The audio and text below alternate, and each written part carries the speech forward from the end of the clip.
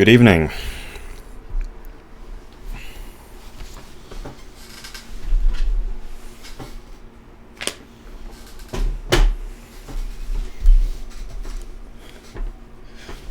(2021) May 30th. Only 3 months left until my 18th birthday. I am in my late teens.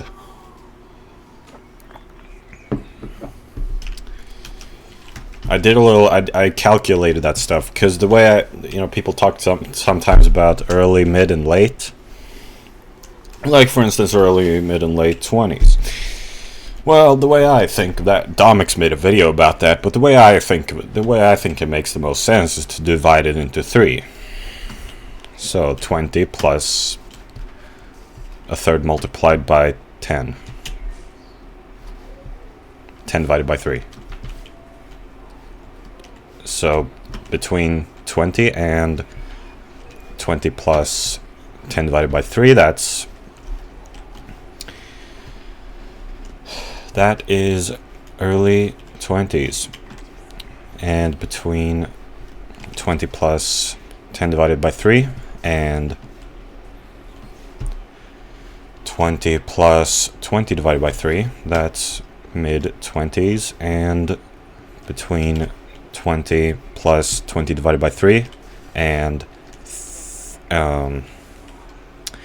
well, right under 30. That's late 20s.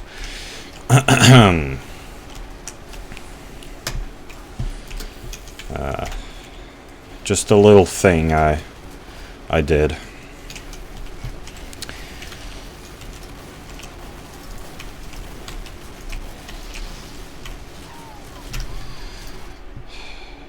But when did I get into my late teen? Well, okay, teens are different though, because those are 13 to just under 20, not 10. So it's not a decade. It's actually a septade or whatever. 7 years.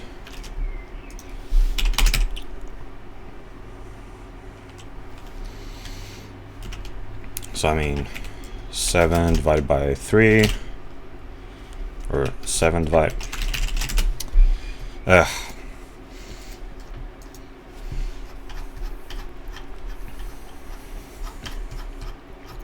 Let me go find that stuff. Why am I talking about this?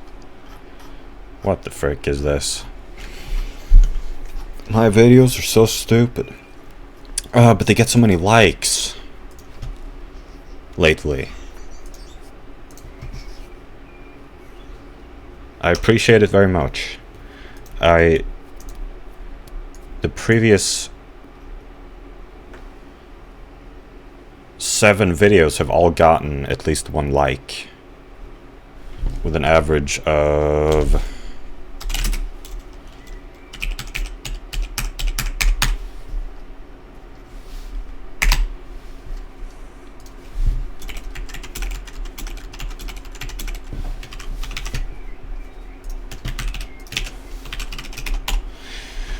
2.57.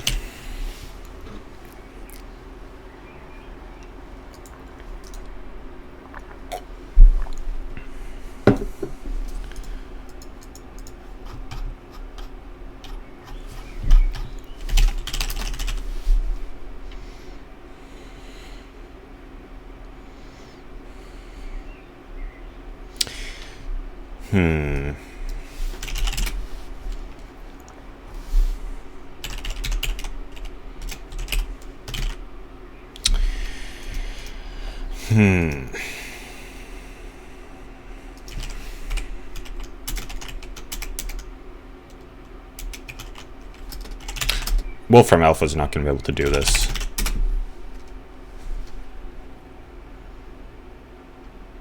Or maybe it is. I guess it is.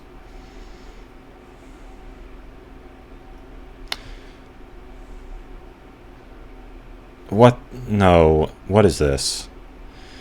Okay, well, it says 971 days.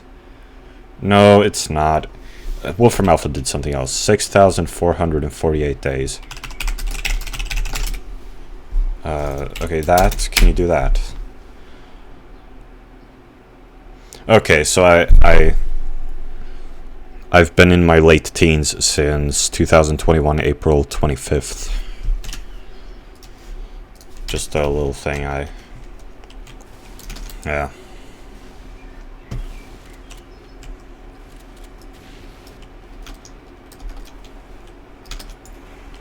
Just a little thing.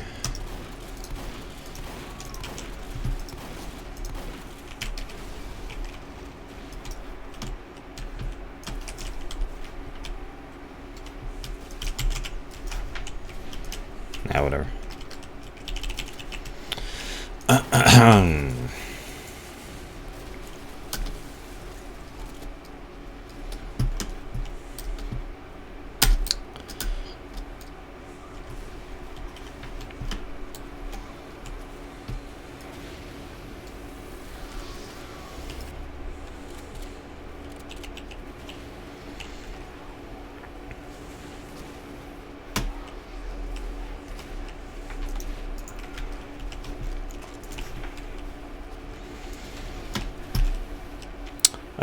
Well, I guess I can start. I guess I can say this. At the end of the previous video, close to the end, I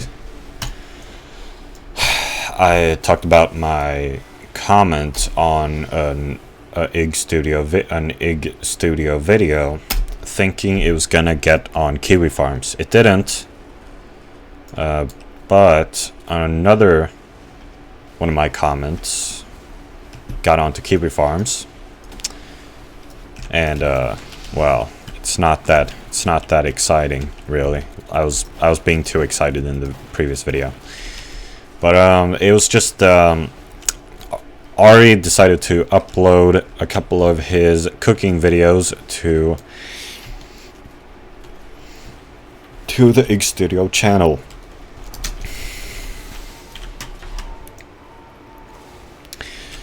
And the first video was only 15 seconds long. It was really weird. It like cut off mid-sentence because apparently that's a TikTok trend.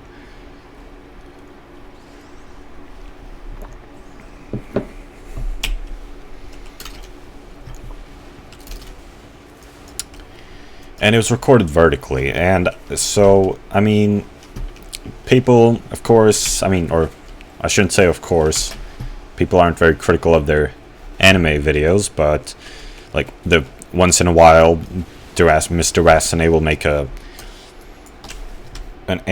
video about anime again, which people like. I don't like it usually. I did find the one about K-On! To be slightly cool, slightly good video. I guess I liked when she briefly mentioned Azumanga Daioh, which is you know, a manga and anime which I'm planning on consuming. And I mean, I've already gotten started on the manga, but I'm still on page 8.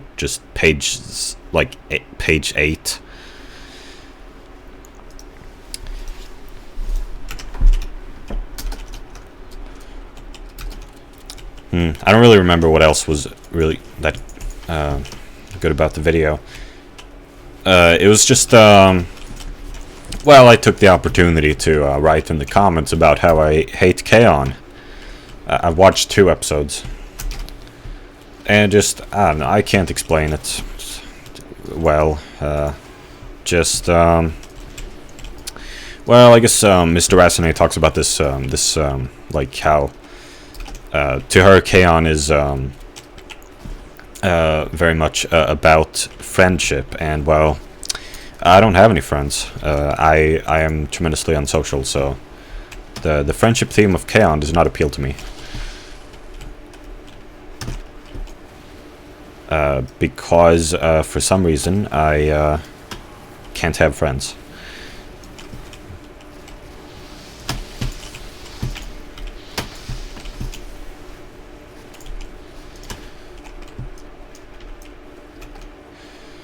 And just, I I mean, I can't explain it. I find the K-On girls very annoying.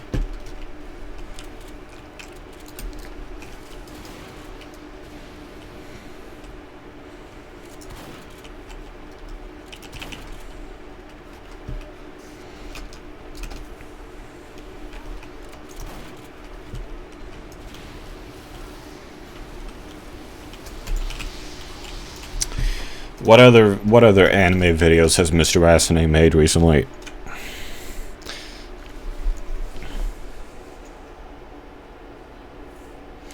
Oh yeah. She made a video about Sangatsu no Rayon. Why am I speaking so weirdly? I guess because I'm really full. Sangatsu no Rayon, I can't explain it. I've only watched a minute of it, but I hate it. I guess I've hated what I've heard about it. Well, I don't even know if you can call her an acquaintance. Blogger Egghead Luna, whom I've spoken to a few times. She has written reviews about a lot of anime. She's watched a lot of anime, a lot. But anyway, she wrote a review about Sangatsu no Rayon. I thought it was pretty interesting. A negative review, that is.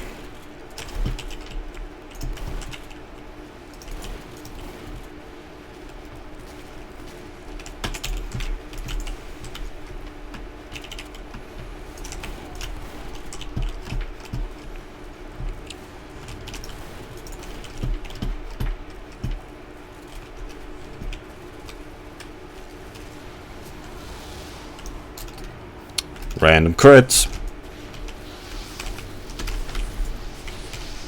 I didn't mean to do that. Right click.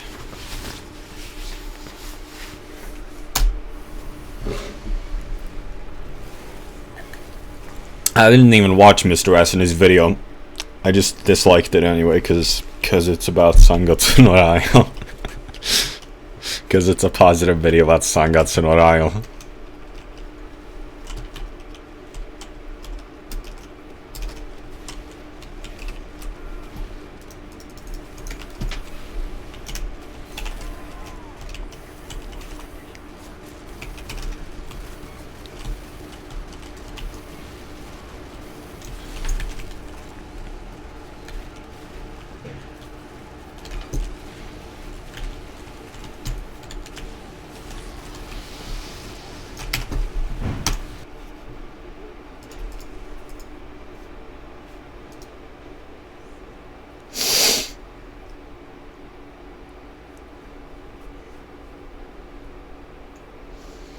And then there's the Void Gazers episode 7, 15.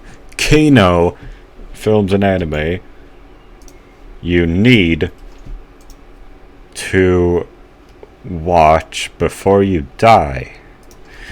I find the title quite quite too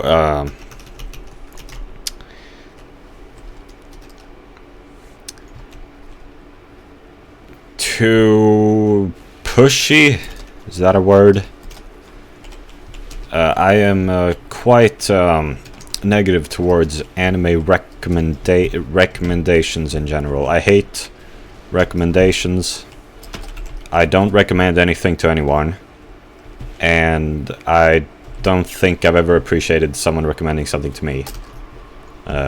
Except, well, maybe sometimes a little bit. I can kind of appreciate a recommendation. I mean, someone commented on one of my videos asking me if I've played Yumeniki. It's a free game, so I downloaded it. I haven't played it yet. It looked slightly interesting.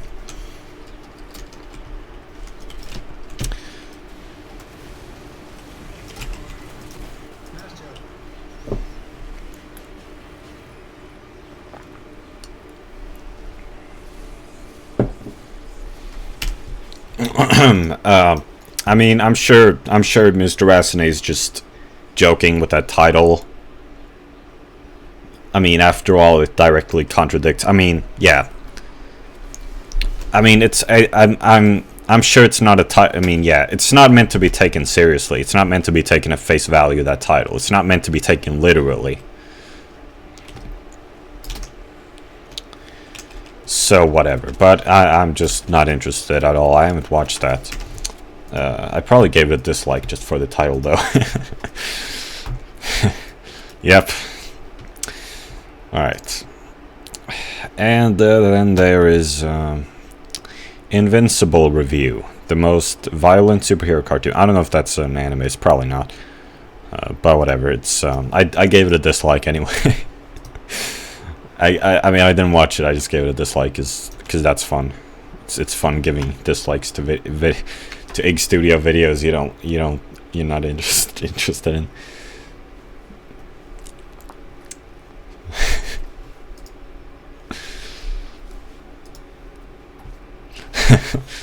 And then yesterday, I guess yesterday or so, there Mr. Asane made a video. Stop looking up to characters you relate to. And well, I do agree with the video, but I still feel it's kind of a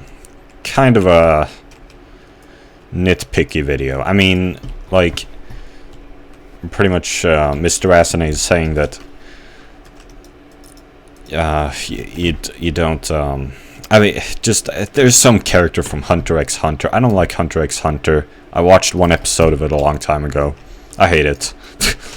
But there's this white-haired character in it whom apparently some people look up to, and Mr. Asane says, don't do that, because this character is really not very admirable at all. But I feel like, well, sure, whilst I do kind of agree with Mr. Asane, it still feels a bit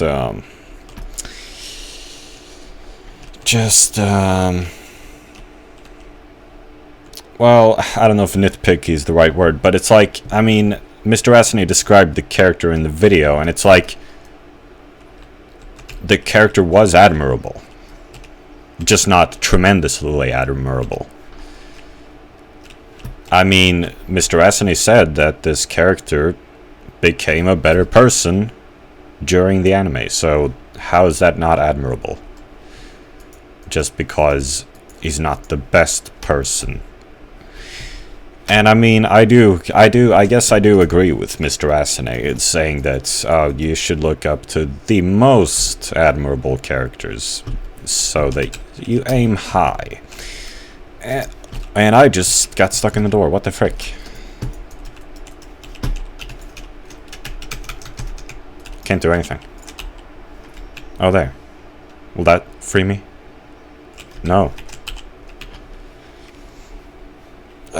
Maybe if someone walks by, I'll be freed. Hey, come on. Help me. No. Go here.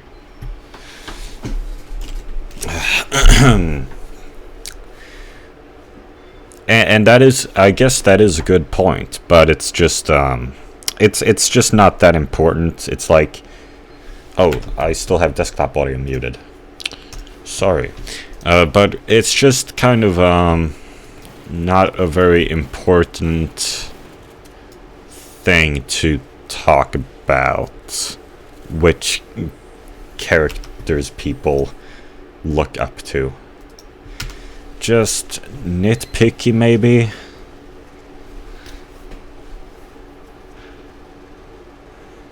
Drasane's like, stop looking up to moderately admirable well, okay, I've gone over this. I do agree, to some extent, I suppose, but it's just a little bit nitpicky, maybe. Alright.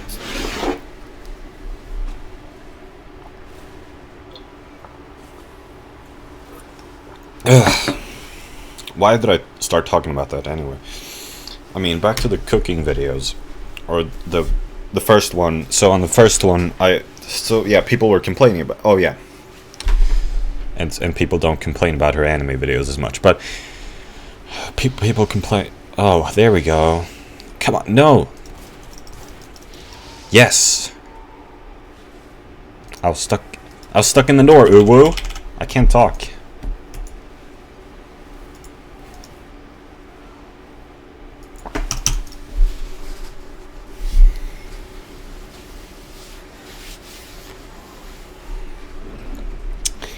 But so yeah, people didn't like this video very much, and well, one person commented like a critique of a pretty lengthy critique about the cooking.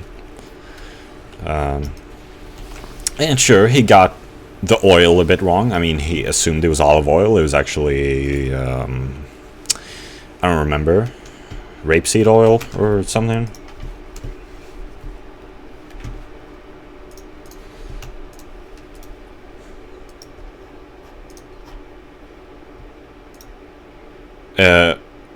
No, not rapeseed oil, grapeseed oil. What? Rapeseed oil is a thing, though. It's called canola oil. More commonly. Wait, what? Well, yeah. Well, yeah. Yeah, I mean, it's rapsolja, rapsfrön, rapeseed oil. It's called canola oil for some reason.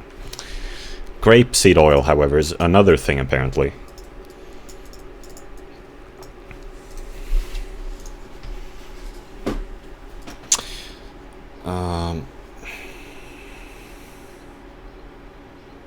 What the frick is grapeseed oil? Seeds of grapes. Druvolja.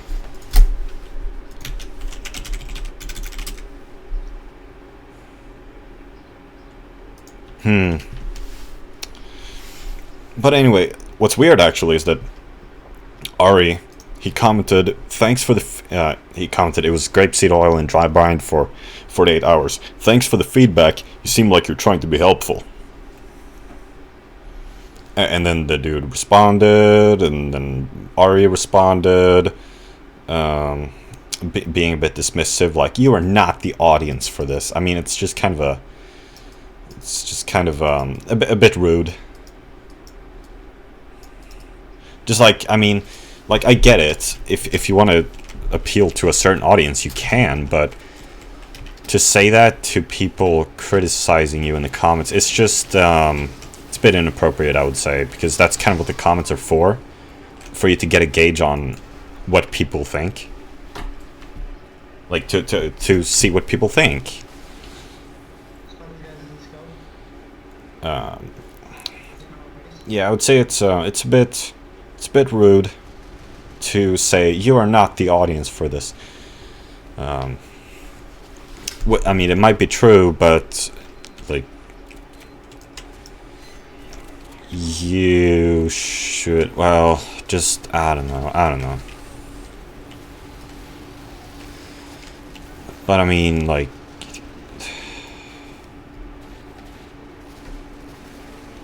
I think it would be better to just ignore it, rather than say you are not the audience for this.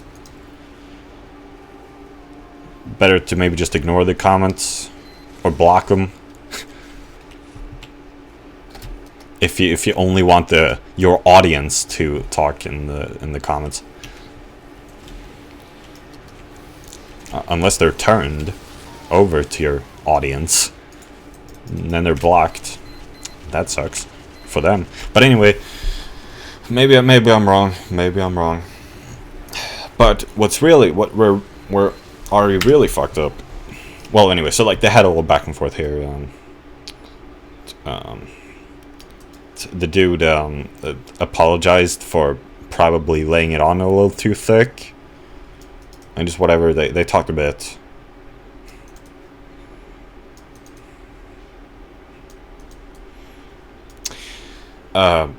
here's one thing Ari said. If you don't get anything out of the content format, it's because you aren't its intended audience, not because the content needs to change to suit your wants. Which, I mean, sure, you could do it that way. At the same time, it does seem like it always, I feel like it sounded to me like they really want to actually make a lot of money from their Ig Studio thing. So it is kind of important maybe to listen to the audience. Not just like the small audience, but to expand your audience. Maybe. Might be important if you want to make enough money. But maybe I've misunderstood their intentions.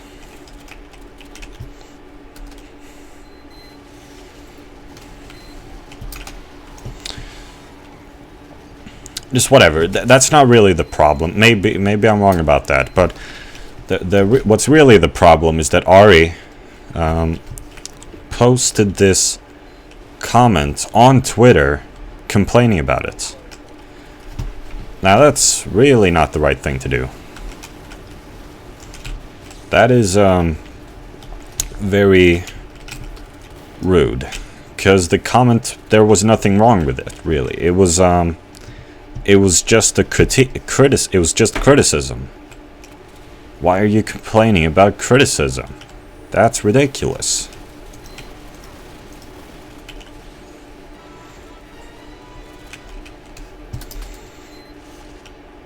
Ari really fucked up there.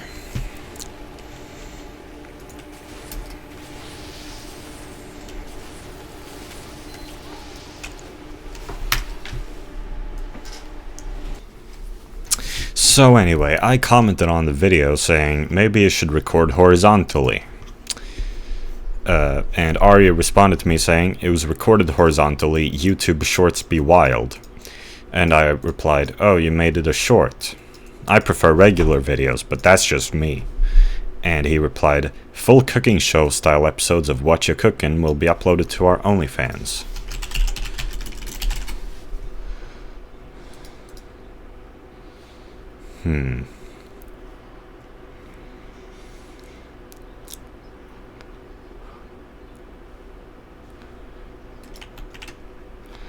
Yeah. So there's that. If I really were that interested, although, well, never mind. Whatever. Yeah. So there's that. So anyway,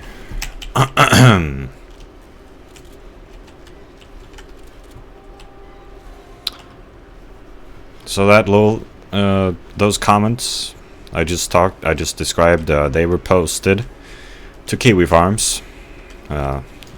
The fuck it, we'll do it live guy.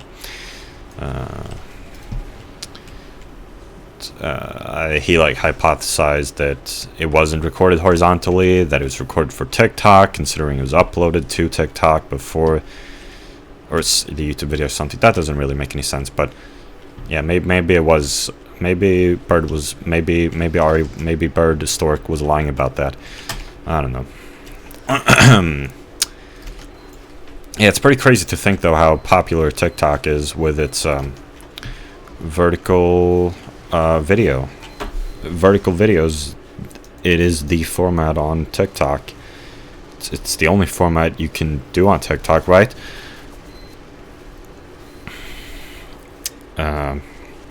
It's like, I remember this video I watched many years ago criticizing vertical video. And I guess it just convinced me,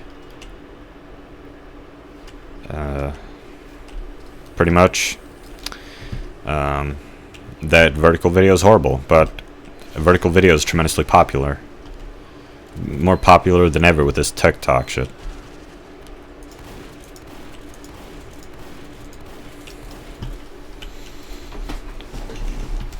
And yeah, I'm not interested in watching the Ig Studio members as content on TikTok.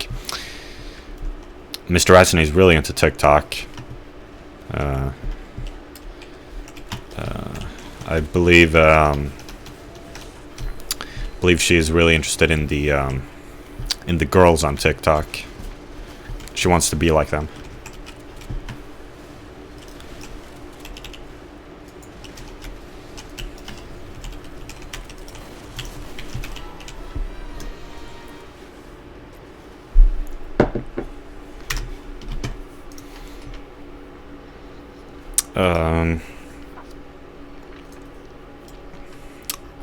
But yeah, so then Eiyuu Studio uploaded another Ari cooking video.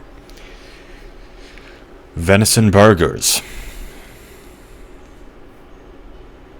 I'd already watched it because it was posted on Kiwi Farms. I guess they got it from TikTok. Or maybe Twitter. I don't know. So I'd already watched it. I mean, people criticized their cooking, but I still liked it. I mean, burgers, that's nice. It's pretty fun. It's a pretty fun cooking video. It's a minute long, so it's not too rushed. Like it's longer. That's nice.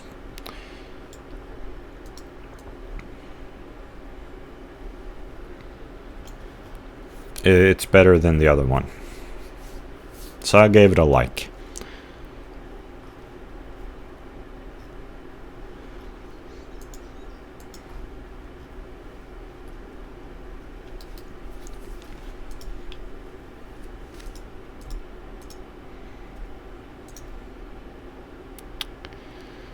Yeah. Yeah. Oh yeah. Well, okay, I already talked about this. Yeah.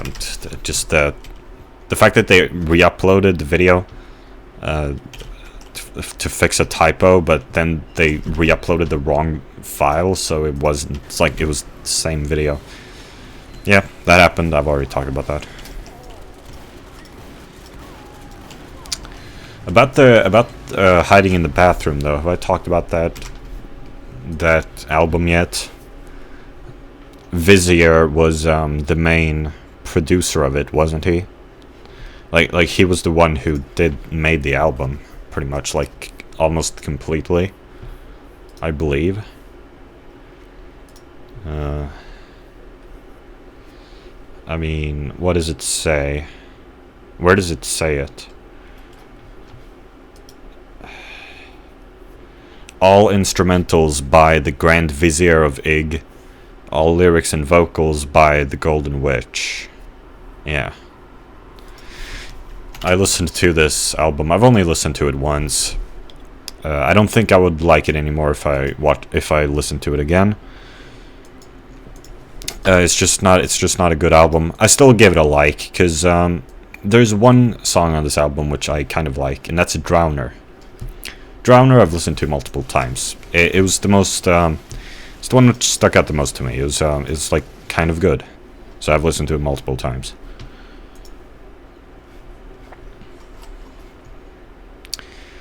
Rest of the album, quite boring. It's pretty funny too. In the song "Where's the Top At," when Mr. Asane is rapping about how people, like fans of hers, say that Gay and Dead is what does she say? Straight their favorite album, or something.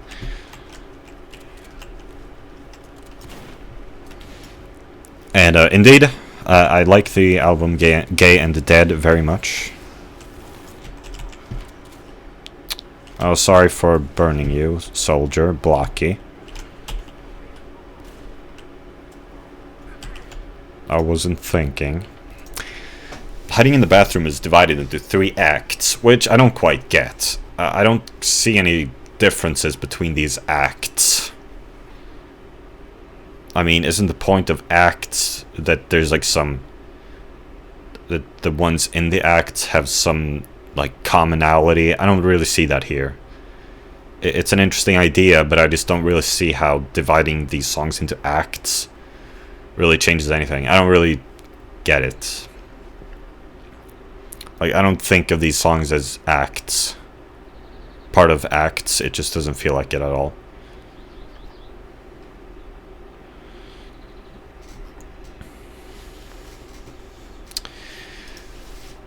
I thought it was pretty interesting that they released the instrumentals for Hiding in the Bathroom. They haven't done that for any other music they've made. They released the instrumentals, and yeah, they even released them on Bandcamp, and on Bandcamp they were free. You could download them for free, so I did.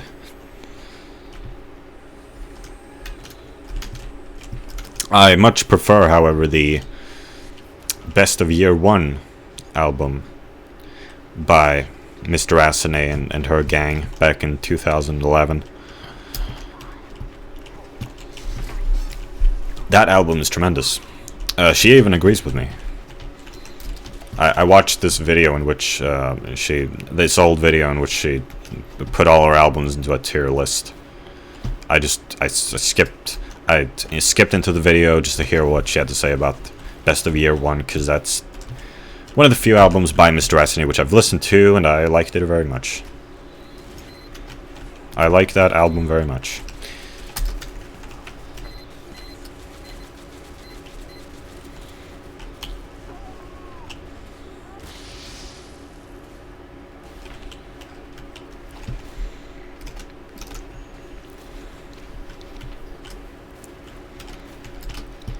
Did I say that that album is also free to download on Bandcamp? That's the commonality between it and the Hiding in the Bathroom instrumentals. Not that it really matters that I've downloaded it. I usually listen to it on my phone when I'm in the kitchen.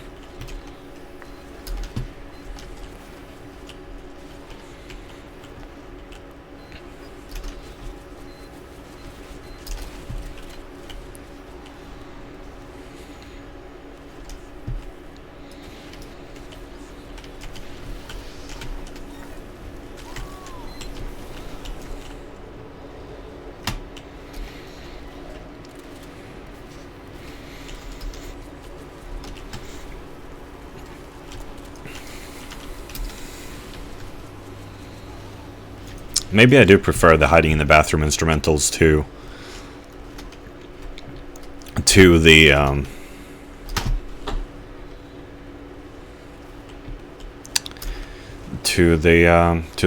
the ones with the vocals, at least for most of them. I do like the vocals on Drowner, but I guess I also like it without the vocals. Both are good, I suppose. Sasibaka.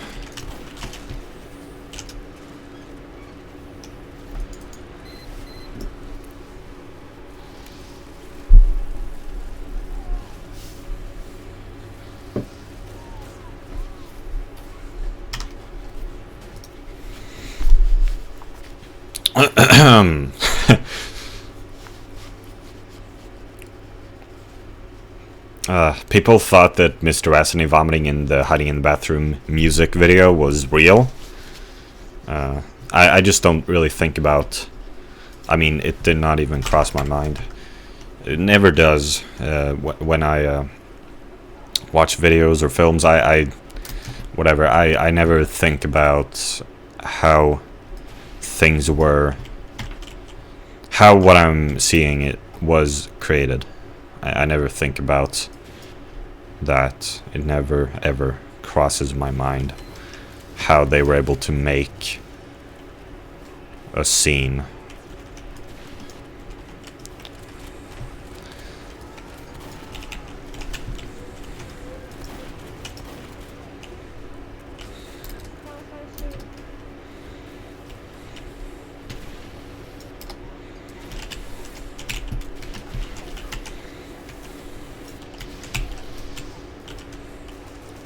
Wow, CRISPR sure was on low health. Low on health.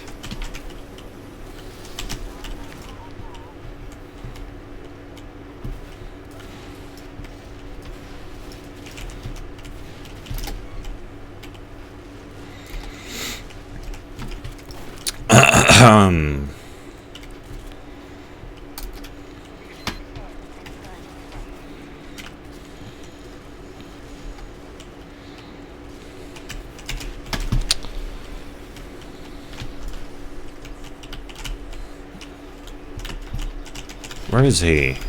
Where's the spy? Here.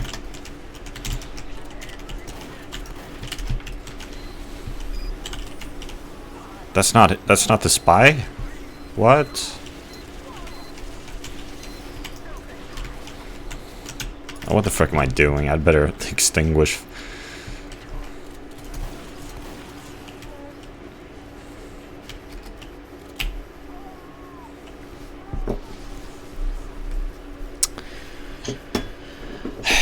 So what the frick have I been doing this week?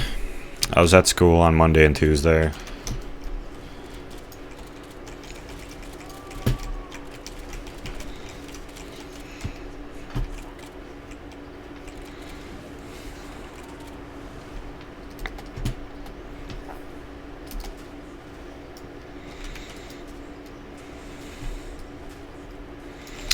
I was in a pointless meeting with the psychologist and some people from school on Friday. And when I learned of the scheduled doctor's appointment next week for antidepressants, I became infuriated. I don't want that.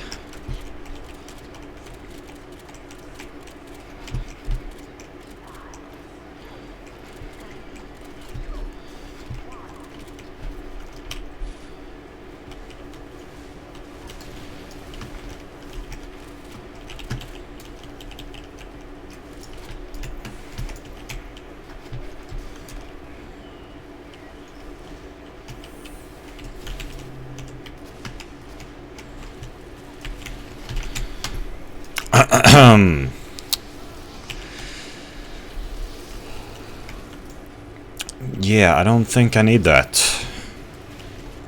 I don't think it's the right way to go. Of course, but I am feeling a little bit uncertain, which makes it difficult for me to put my foot down, so to speak. But I mean, I'm pretty sure I'm gonna keep complaining and refusing.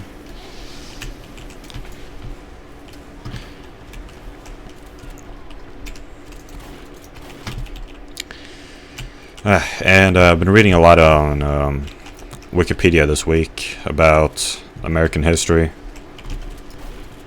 I've read like the majority of the Wikipedia article about James Abram Garfield.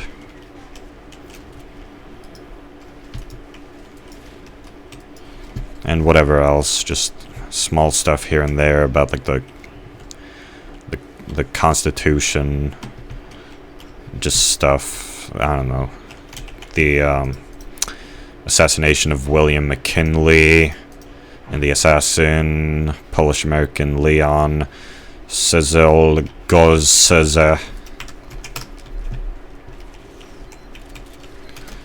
and the guy he looked up to, the Italian who assassinated the King of Italy.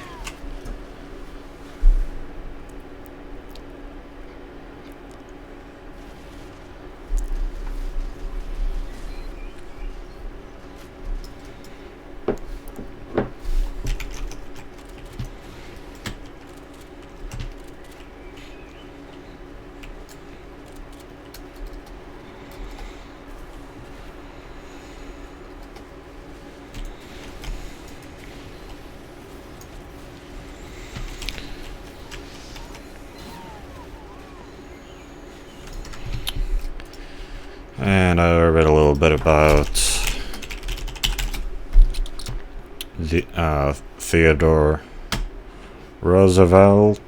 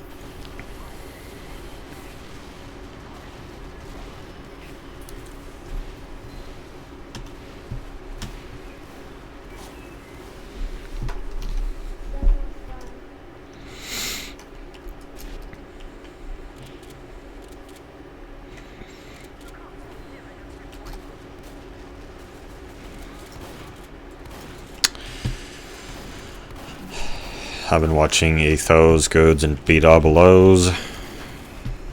Etho, Good, and B-double-O's, however you say it. Let's Play of Minecraft Super Hostile, the Kaizo Caverns.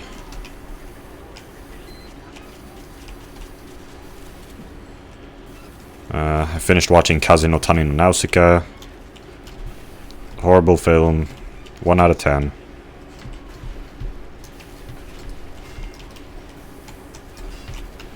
I can't explain. Sorry.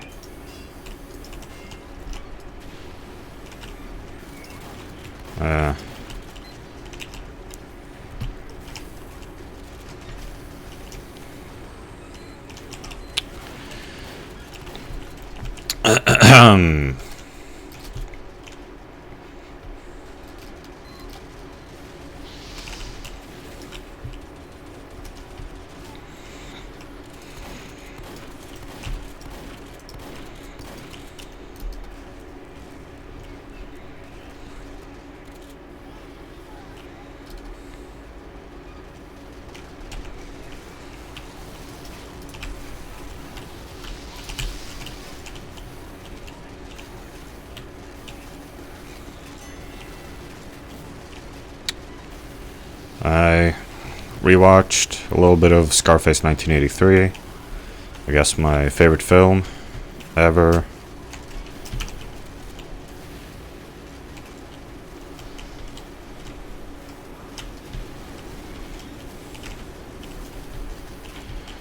I rewatched most of Home Alone.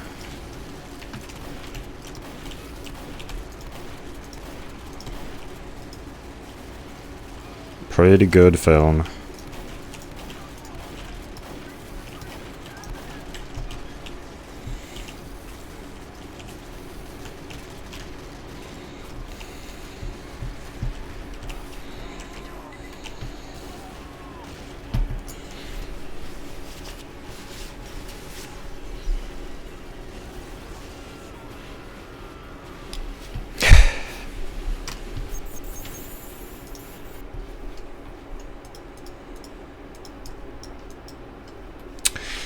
And there's been so much stupid Discord stuff this week. Drama in the Discord server. I mainly spend time in. I shouldn't talk about that. Stupid.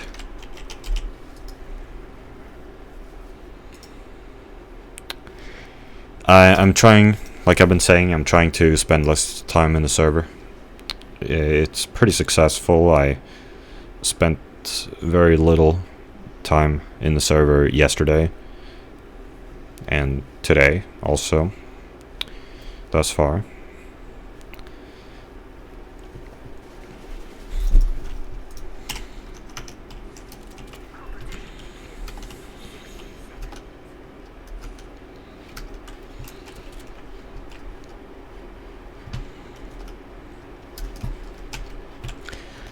I've had the idea of blocking a lot of people in the server who bother me even the slightest.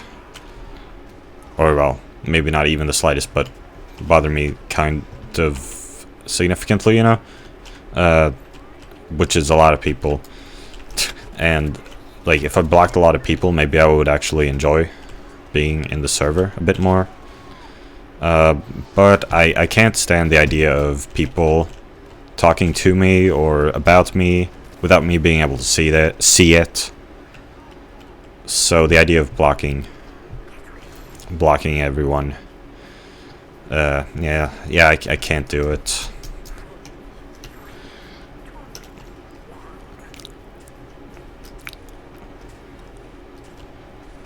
But I also hate just being in that server, so I'm trying to stop.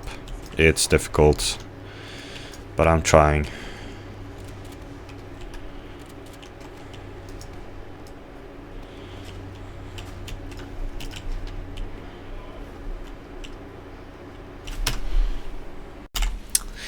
I'm back from dinner.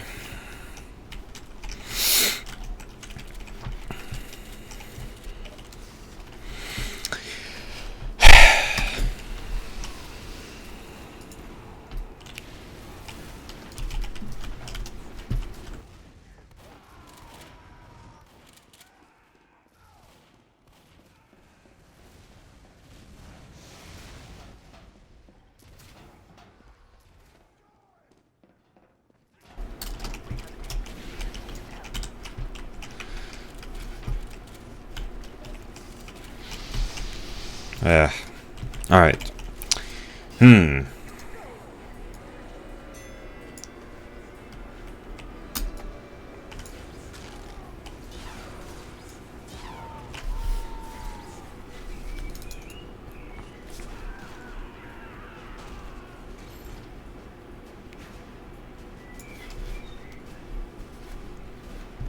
Eh.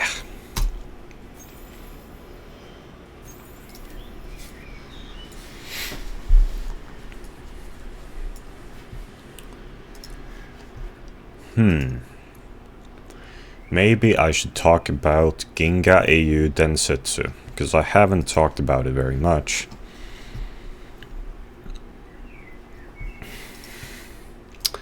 I'm gonna suck at talking about it. I'm not good at this.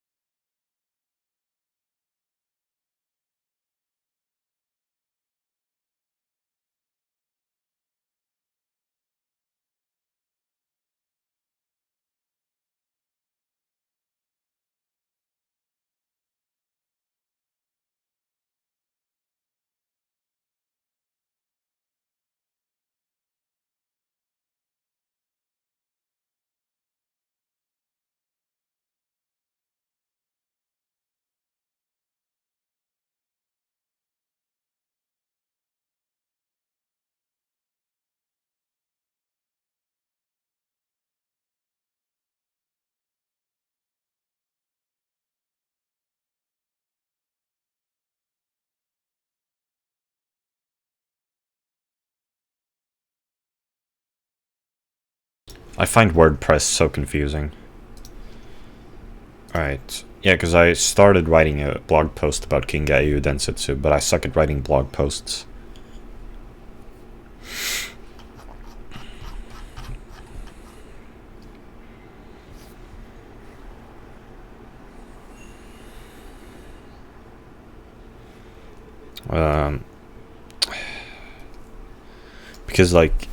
Because my thoughts, I mean, I've already talked about this, but my thoughts on things are so, I'm so bad at, like, they're so unclear to me that putting them into writing is, like, impossible, because it makes them seem more certain. It makes it seem like I'm more certain of my ideas than I actually am.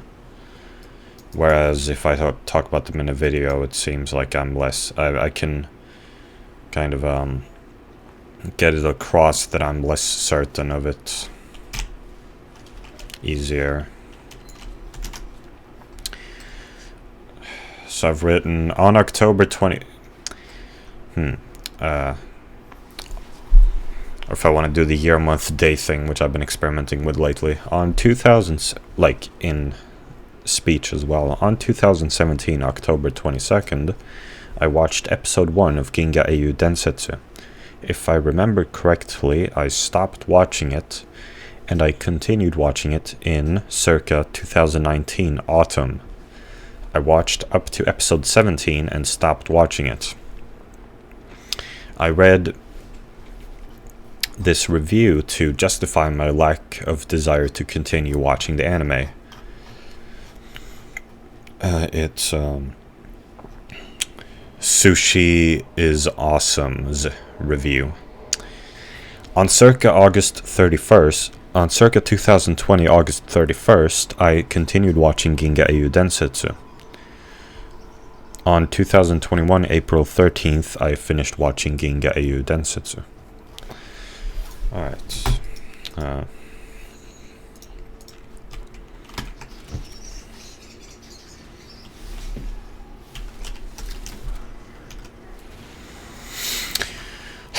Yeah, that's what happened.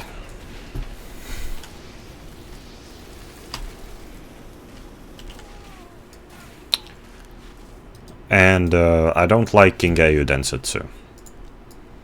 I think it's bad anime. And I guess I rate it 3 out of 10.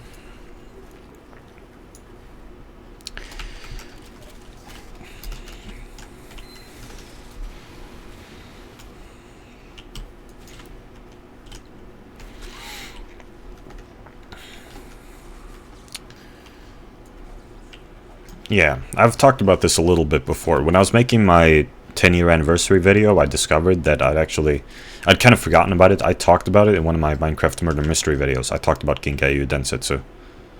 One of the early episodes. Yeah, so, anyway. What can I say about Ginga, Eiyuu, Densetsu?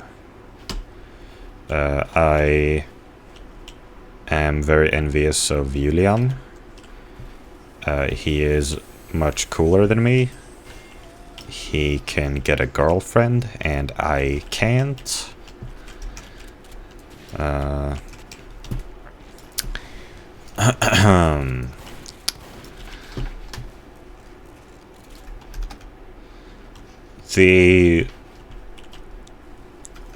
The comedy in Ginga Eiyuu Densetsu is bad. It's annoying how they will, like, what will happen after jokes. What happens after jokes in Ginga Eiyuu Densetsu a lot of the time is that someone will clear their throat. Like, I get it, but it's just not, it just doesn't make the joke any better that someone reacts by clearing their throat.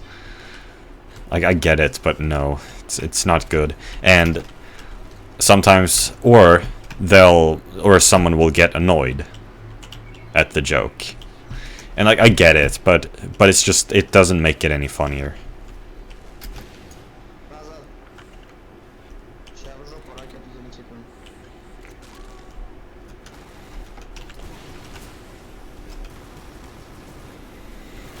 Very rarely will they laugh after a joke. It happens sometimes. I remember one time in circa, like, one of the episodes, I believe a bit before, spoiler alert, young Wenry died. It was a bit before that. Like 78 maybe or so. I don't know. I remember Poplin, Attenborough, and Shenkop were sitting at a table. And Shenkop made some joke, I think it was him, and they all laughed afterwards. Which is very rare in Ginga Eiyuu Densetsu. And I laughed too. I didn't even understand the joke. I just wanted to be able to laugh.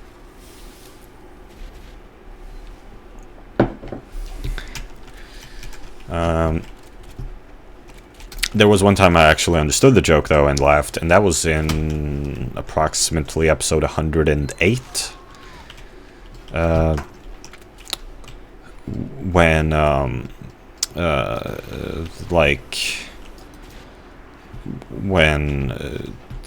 Julian and Karin were getting close to each other. Is that her name? I don't know, like, I believe that's her nickname.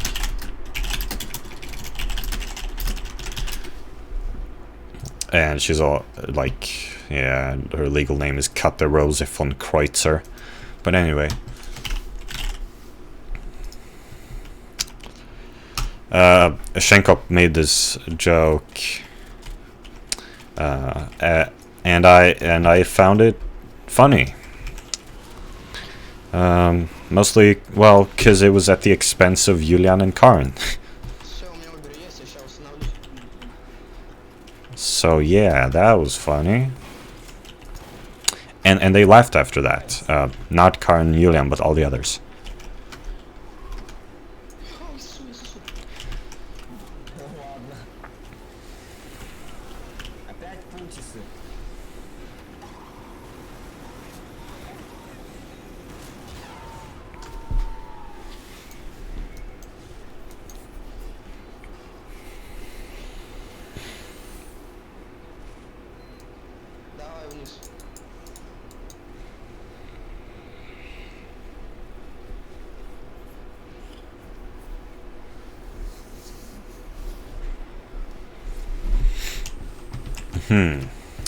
Well, most people say In what order should I talk about Ginga Eiyuu Densetsu? Like, what should I say? In what order? But I guess I'm going with this. Now, most people say that Ginga Eiyuu Densetsu gets better later. People will go as far as to say that it gets better after like 25 episodes.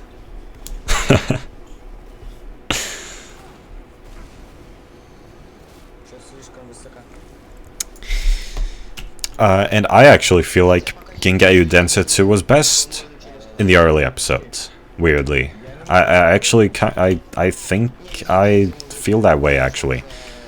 I kind of most fondly look back at the early episodes.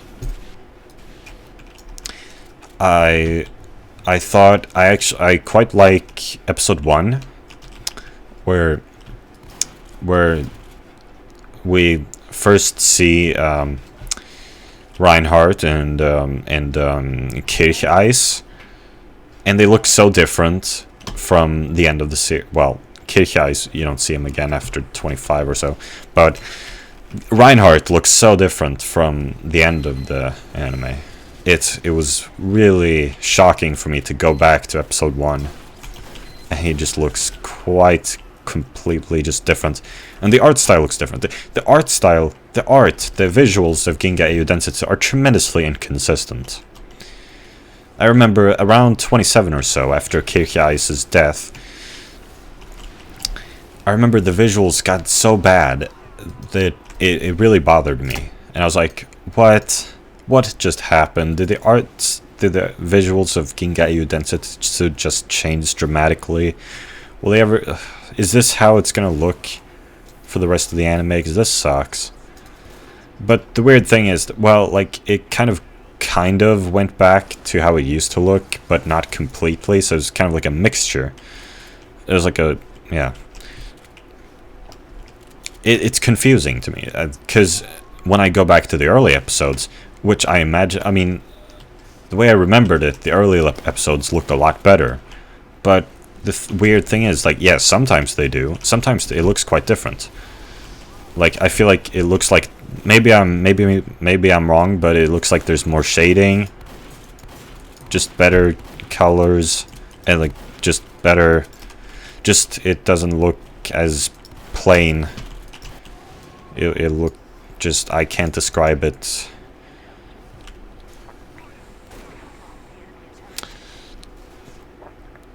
It's like the lines aren't as thick or something, and just I can't describe it, but I feel like it looks quite different in the early episodes especially, and like it kind of went back to that maybe a little bit sometimes later in the anime, but it also seems that my memory has been deceiving me, because when I go back to the early episodes, it does actually look bad. Sometimes. Not all the time, but sometimes. Sometimes it does look as bad as it did later in the anime. So it seems like the visuals have been inconsistent from the start. Though it seems like the visuals were better more often in the early episodes, but maybe I'm wrong, or I don't know. It seems that way to me.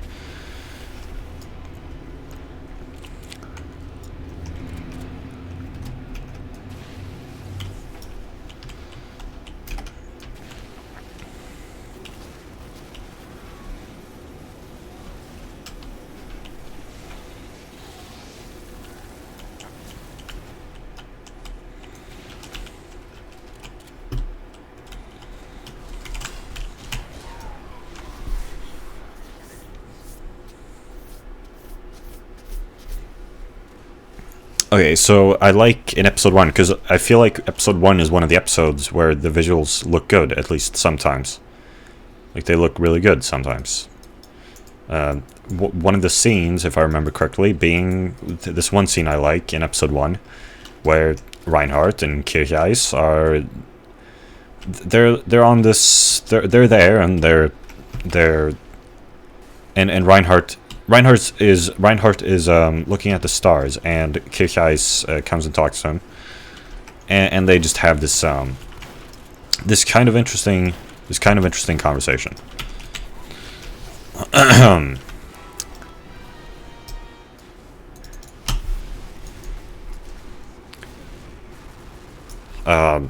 But after they have this kind of I don't know what I would describe it as, kind of like a little bit philosophical or so, something. Then they abruptly start talking about the battle, which is about to start, and how they're outnumbered, and then all these guys come and talk to Reinhardt, and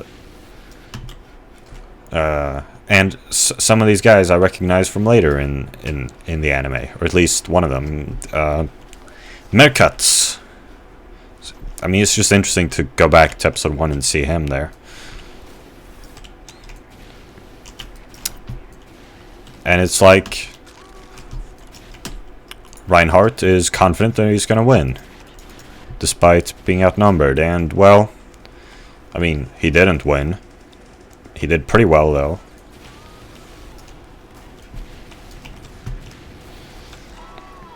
It's just kind of interesting to see.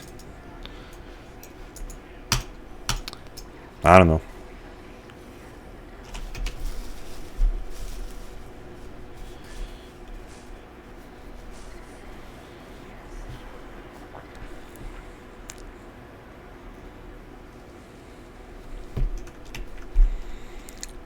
But that's about it for episode 1.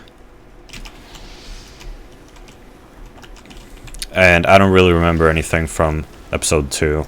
Or like, I mean, it's just a continuation of the battle, pretty much. And then in episode 3, I like episode 3 because it's like we get to see Yang and Julian in their home. Julian's making tea. I like tea.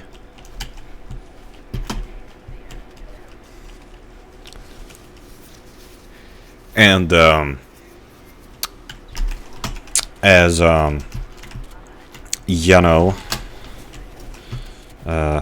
should I even mention this?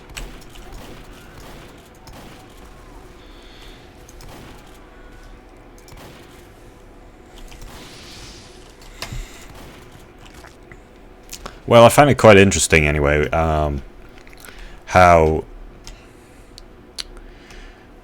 I find it quite interesting how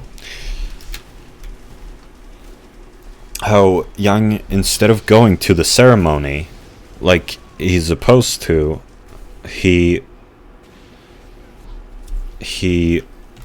stays at home on the couch and watches the ceremony on TV.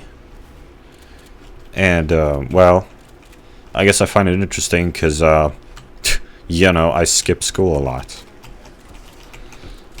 I always skip stuff that I'm supposed to be at. Young sits there and he criticizes the ceremony. He criticizes Job Trunicht's speech, right? Was it?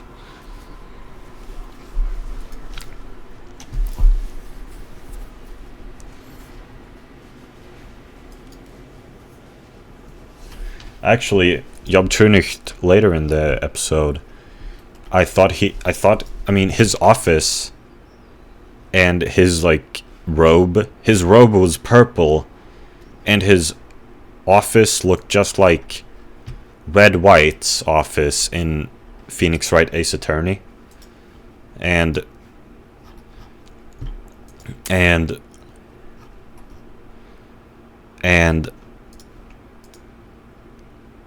yeah, I mean, Red White wears a purple suit, so it just, I wondered if Phoenix Wright Ace Attorney was referencing Ginga Eiyuu Densetsu. I have a picture of it. I posted it on Reddit, the comparison. I can show you. Yeah, here it is. It was on 2019 December 3rd that I watched it.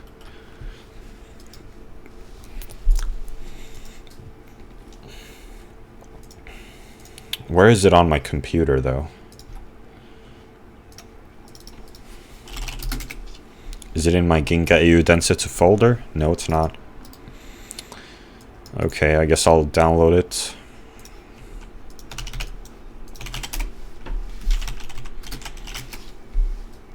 I mean, I guess it might as well be in the Ace Attorney folder. Maybe it's there. Or something. Maybe it's not in a folder. Maybe it's in my miscellaneous folder.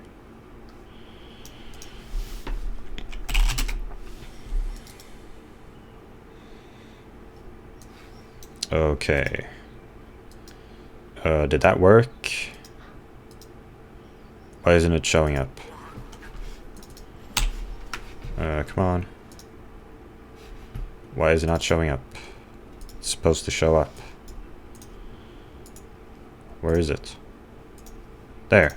Why? Where was it? But there it is.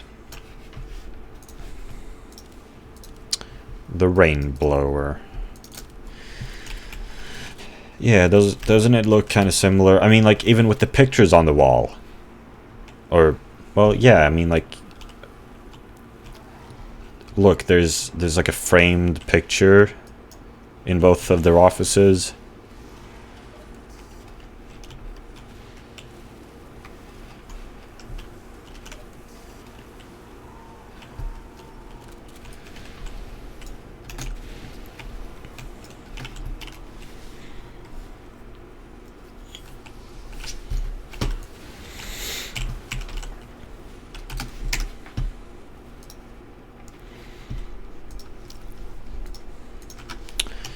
So yeah, that's a bit about the first 3 episodes. And then episode 4 I thought was pretty interesting.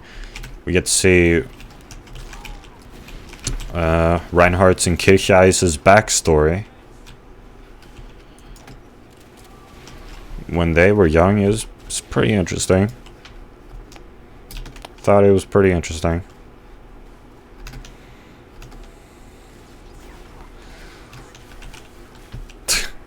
I remember this, someone saying on my anime list.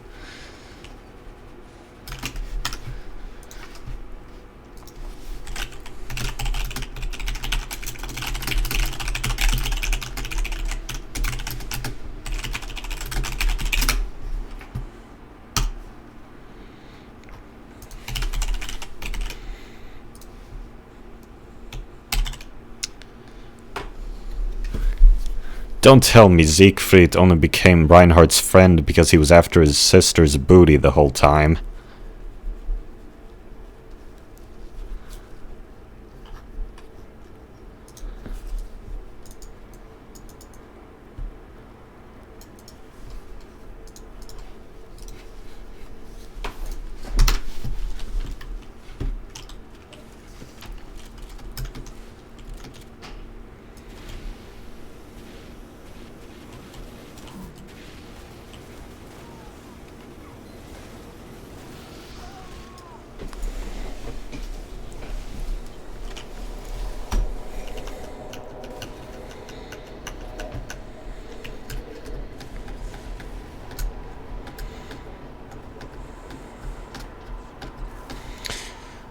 Oh yeah, isn't episode 4?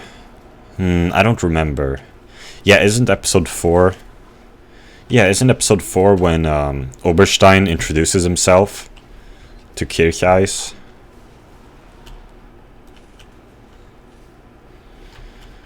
It's a scene which I completely forgot about.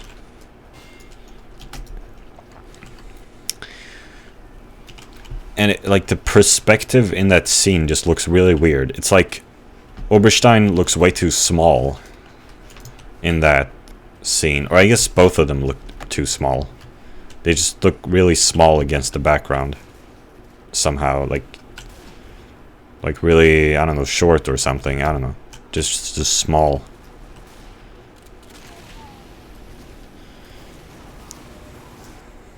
Oh yeah, and then don't we see Oberstein alone at a table too?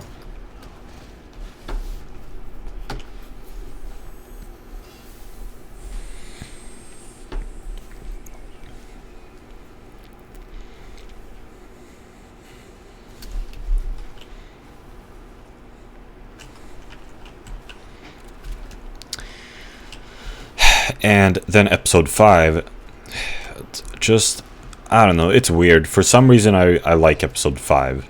It's weird. I just, I don't know, for some reason I like, maybe like the simplicity of Kircheis's,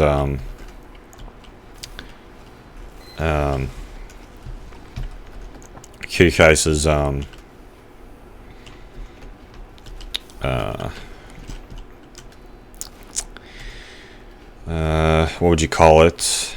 Invasion, annexation, occupation. Even though I can't really understand it. I didn't really understand what they even did, though. Or maybe I did understand it after a bit of reading. Maybe I could understand it a little bit, maybe, but yeah, maybe not. It is confusing.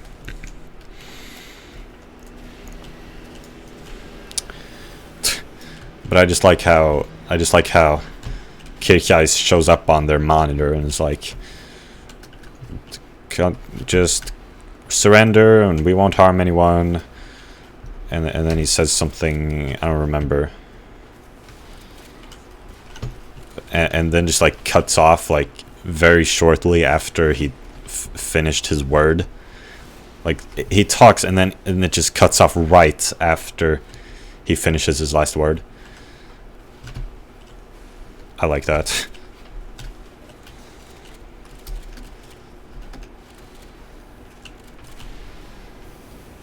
I don't remember what he said exactly in Japanese.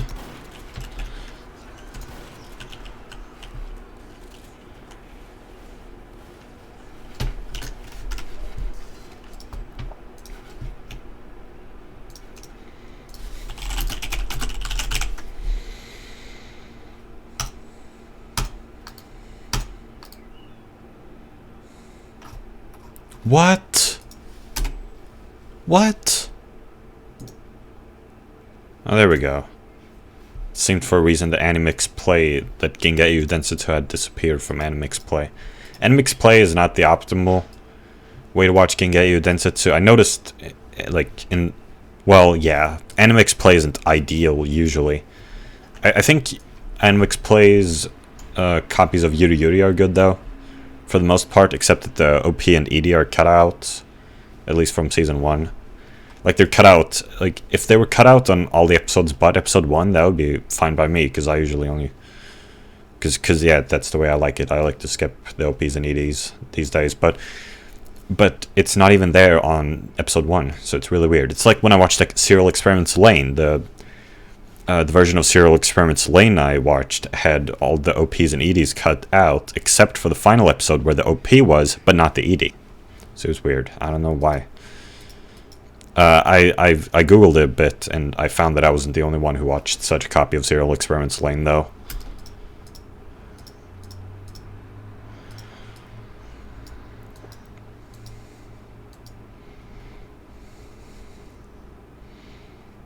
He said Descara.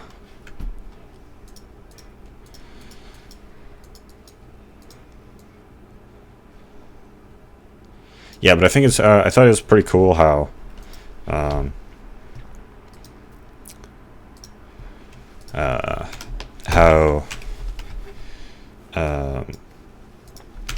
The people on that planet were dressed in these, like, I don't know, ancient Roman clothes or something. I don't know. I thought that was pretty cool, but I mean, some people have criticized it for being weird because it's like, why would the people on this planet dress differently from everyone else?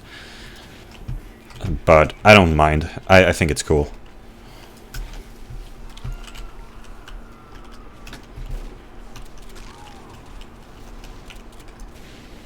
So yeah, pretty cool episode. And yeah, they took what's her name, Marian, or what's his name, Mariendorf.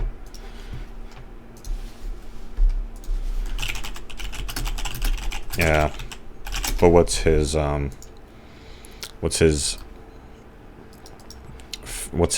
given name? Franz von Mariendorf. They took him hostage. Like, they didn't allow him to leave the planet. But then, when Kircheis annexed the planet,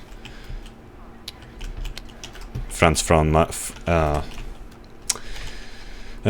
von Mariendorf was reunited with his daughter, Hildegard von Mariendorf, which is pretty cute. You know, she becomes a very prominent character later in the anime. Although both Hilda and Kirchheis look really weird in that scene. Their faces look really weird. So there's that. Yeah.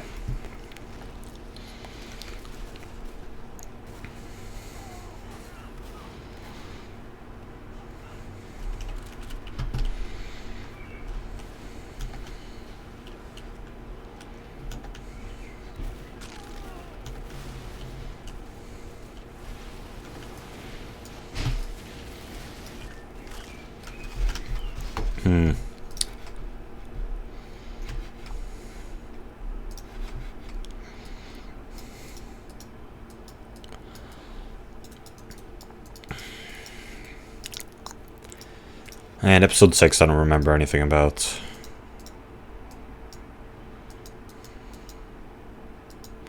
Okay, so that's when the other ceremony happened. The one which Yang actually went to. The formation of his unit ceremony, it was. And Yulian's like, geez, you're still sleeping. Please get up, Rear Admiral Yang. Hey, get up. And Yang's like, Yulian, if I'm elected to the High Council, the first thing I'll do is make it a capital offense to interfere with a morning nap. And he's like, what are you saying? If you don't hurry, you'll be late for an important ceremony. Why am I even reciting this word by word? This is ridiculous. And he's like, oh fuck, I gotta get there. And he's like late and...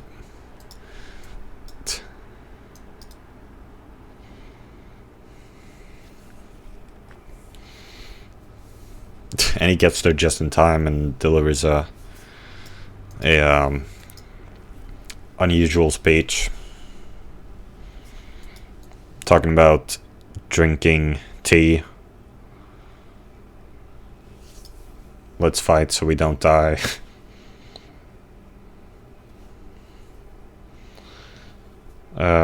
Awkward scene with Shenkop defending some girl.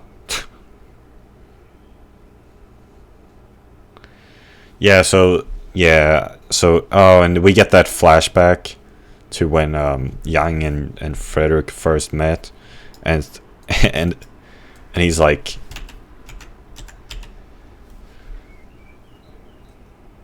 Sorashitsure. When Frederica says that he said, I hate coffee, I wish you'd given me tea. That was rude of me. I just thought how abruptly he says that. I like how abruptly he says that. I don't know if, whatever. Nitpicky. But anyway. So this whole, the Iserlohn thing starts in episode 6, and we get to see more of Oberstein. Being Oberstein disagrees a lot with the commander, but the commander never listens to him. Or I think the vice commander, or whatever you would call him, I think he kind of listened to Oberstein the first time there. But anyway, in episode 7.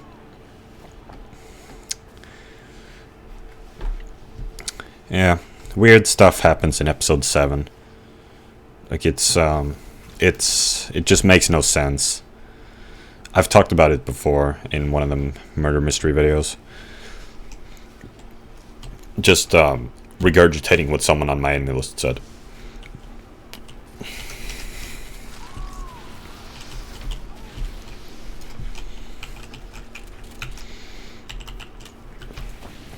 Weird stuff that I don't really question that much whilst watching it, because I just don't question things. Like it kind of it kind of pops into my head, but I just dismiss it. I don't have a lot of faith in my suspicions that something is weird. But the guy on my anime list explained it.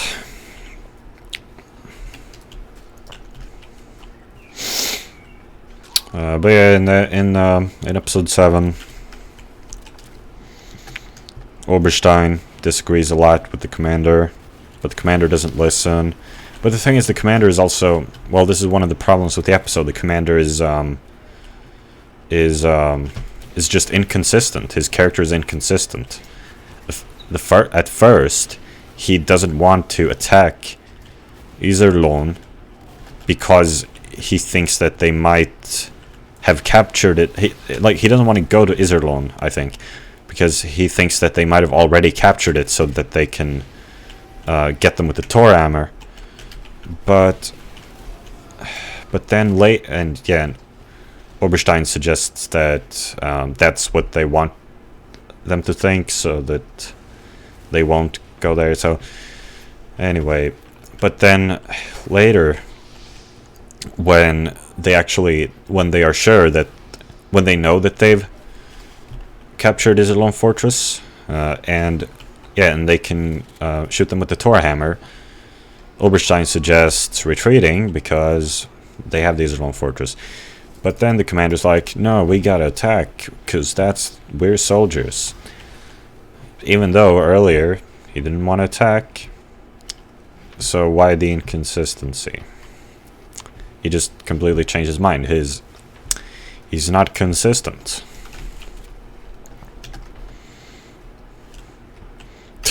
When there's a possibility that they've captured the Iserlohn Fortress, he doesn't want to attack.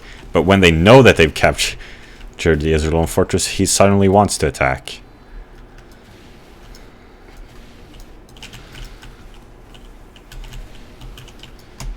And just get himself killed.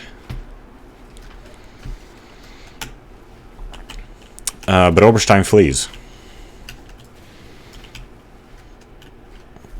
In this little ship. And gets court-martialed, is that what it's called? And asks Reinhardt to save him from the court-martial, I believe. That happens in episode 8. No, yeah, 8. Or so. Maybe 9. I don't know. Just weird stuff, and like Oberstein, he takes this risk of, he reveals himself to be a traitor, kind of, like he reveals himself to dislike the Goldenbaum dynasty, and wants to just destroy the Goldenbaum dynasty, and tries to get Reinhardt on his side, just so that they can work together.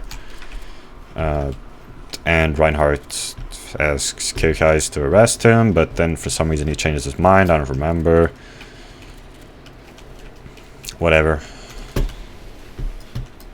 See, I don't know what happens of the court-martial against Oberstein. I don't remember.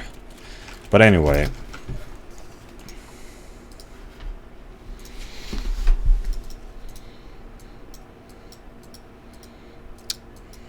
Yeah, that stuff happens in episode 8.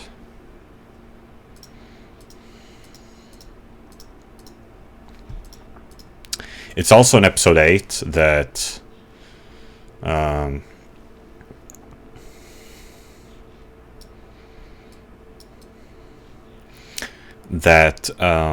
this dude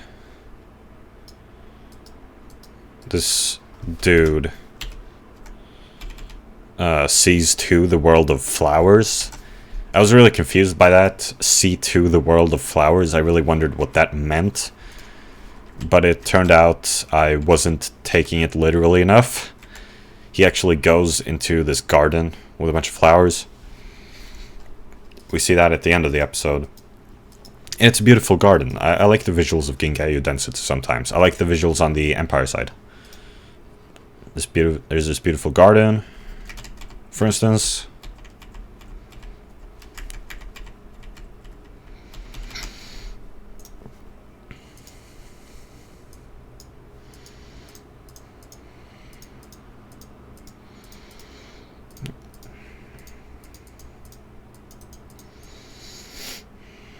And yeah, and then someone plants like this thing, this staff, which I don't know, starts a fire or something in episode 9.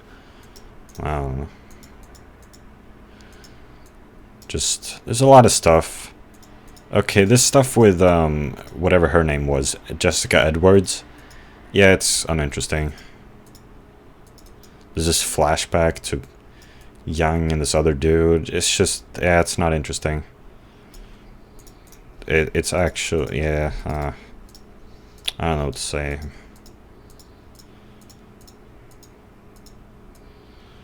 And yeah, then there was this, whatever this was, like, so, yeah. Someone was given poison for some treason or something. Oh yeah, and then there was this very political episode on the Alliance side. And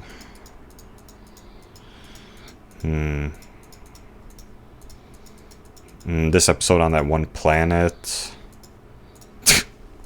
Why the fuck am I doing this? Yeah, I don't remember this so well.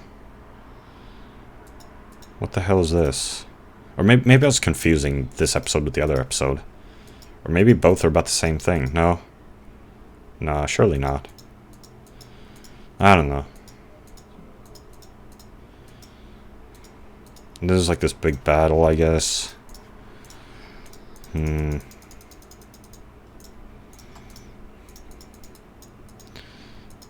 I'd better stop now. 16, I just don't remember any of this, really. Seemingly, just, what the frick. I mean, like, okay. Anyway. I guess that's enough of that.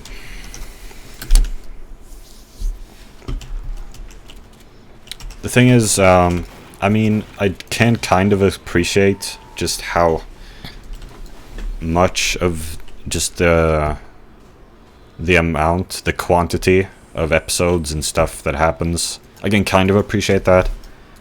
But it's also just very boring. The stuff that happens.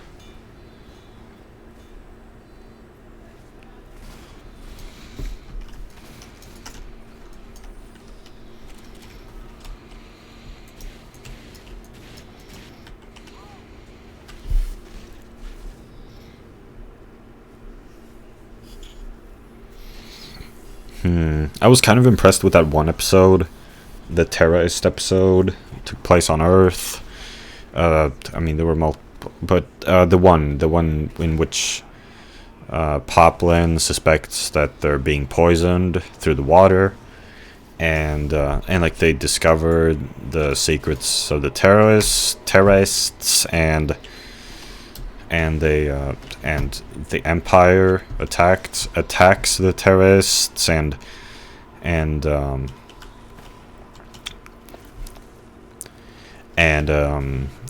Julian and his gang, they managed to, like, they help the Empire and pretend to not be part of the Alliance army, and the Empire rewards them with a vacation, like a trip to Odin. I thought that episode was kind of cool, a little bit.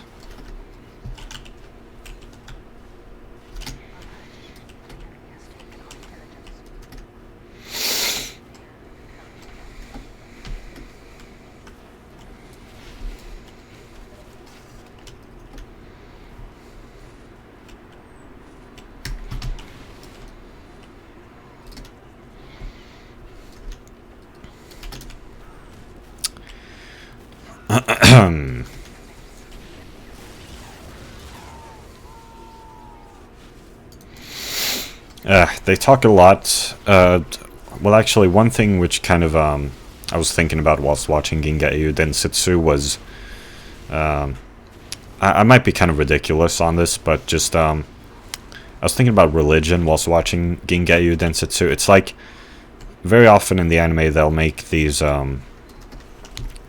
they will talk religiously. And I remember Julian at one point says something like, religion is the thing that controls the people or something. He says something like that, which sounds anti-religion, but then later Julian also talks religiously, so it's like, what? I don't know.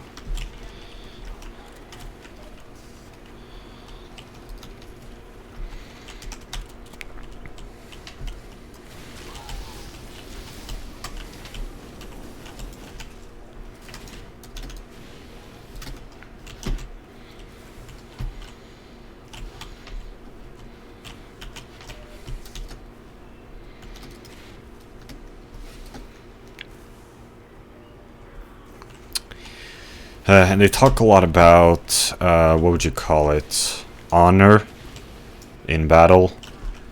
About how they don't use what they would call dirty tactics in their battles. It's an important theme in Ginga Eiyuu Densetsu. And only like a couple of times is it ever broken. This honor that they have. One of the Grill Partzer. Yeah,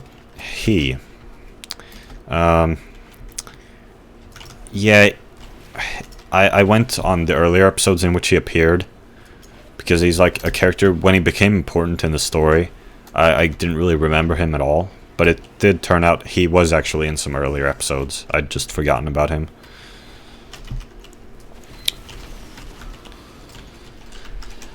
But Grill Partzer, what he does is he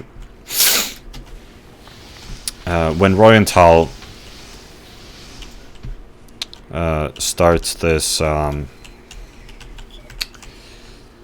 conflict within the Empire, I mean, he starts fighting against Reinhardt, and it's just weird, like, because he really does it for no reason. He just does it like because Reinhardt needs an opponent, apparently, according to Royenthal. So Royenthal starts fighting against Reinhardt.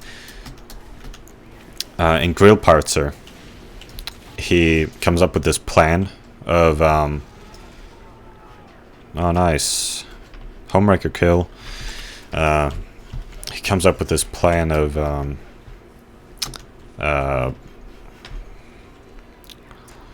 joining Royenthal, but then betraying him for the sake of the Empire, for the sake of Reinhardt. Yeah, he's gonna betray Royenthal, and he does, and he pretty much is responsible for the death of Royenthal. His betrayal was pretty much what led to Royenthal getting mortally wounded.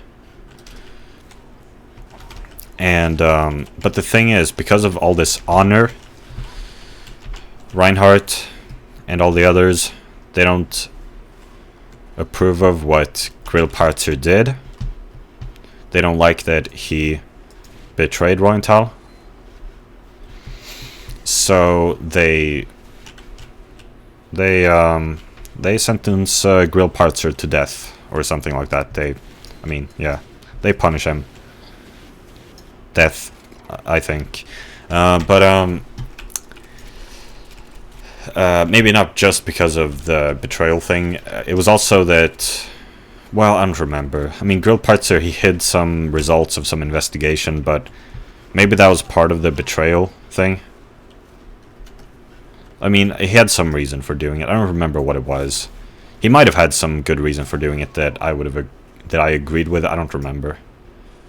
So it was, well, but anyway, The point is, I found it. I mean, I liked that Grillparzer was going against all this talk about honor throughout Ginga Eiyuu Densetsu.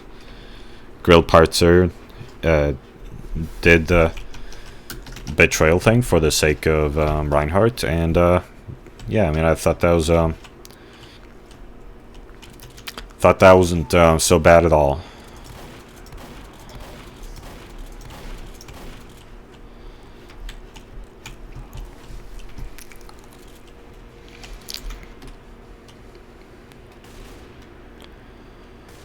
Well, Grillparzer also wanted to further his career. Maybe that was what hiding the results of the investigation was for. I don't remember. But anyway, the second time this honor thing is broken is well, this is not as clear, but I feel like Shenkop at the end of the anime, when he was talking about going onto Reinhardt's ship and killing Reinhardt, I feel like that was kind of wouldn't that also go against their honor because Reinhardt was sick? You know? Did they really think it was okay to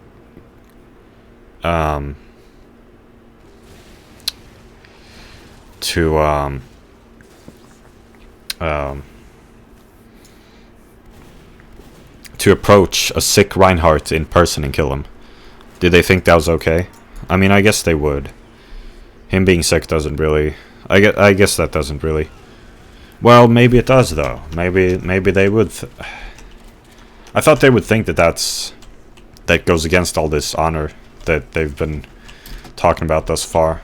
But maybe that's just Shenkop's differing opinion, or maybe I'm just completely wrong.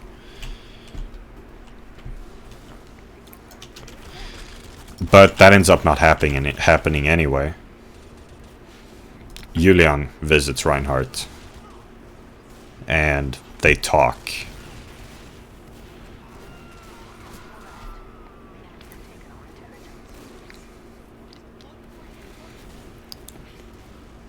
And I guess Julian got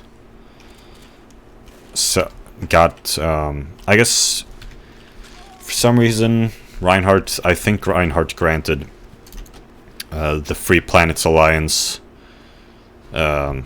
independence, or Heinesen or whatever.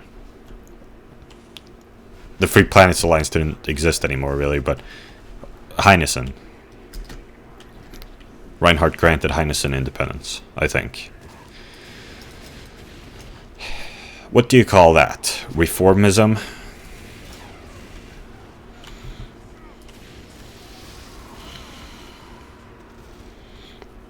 It was a compromise.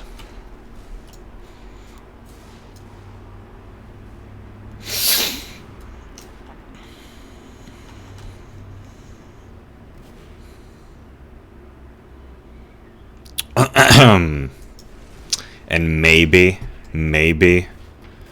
Hilda Julian would be able to convince Hilda that democracy is good, and the whole empire would change too. Maybe. Anyway. I mean, then there's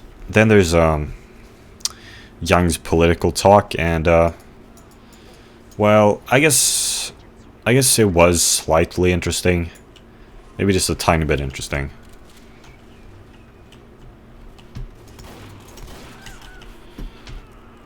But not tremendous, I wouldn't say.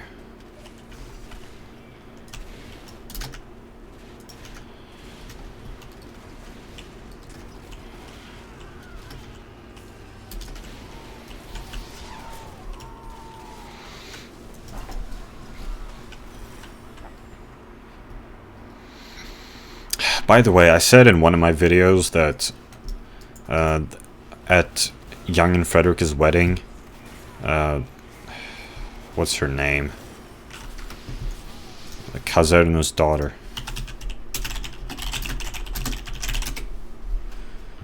Charlotte. I said that Charlotte's depiction was like her anatomy was wrong in one of the shots. Looking at it again, I think I might have been wrong. I mean, like, when I looked at it again, it looked fine to me, so it was weird. Maybe I just got confused.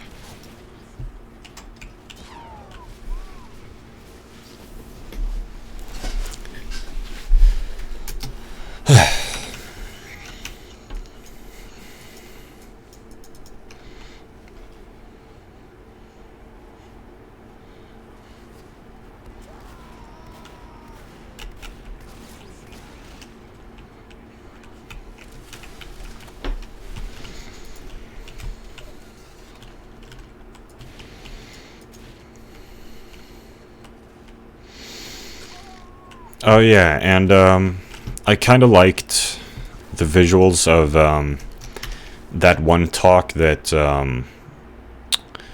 Joan Ribeiro and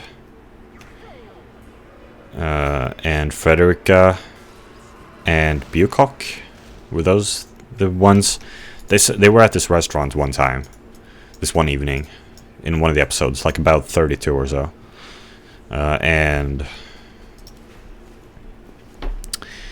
And yeah, I just kind of like the visuals of that scene.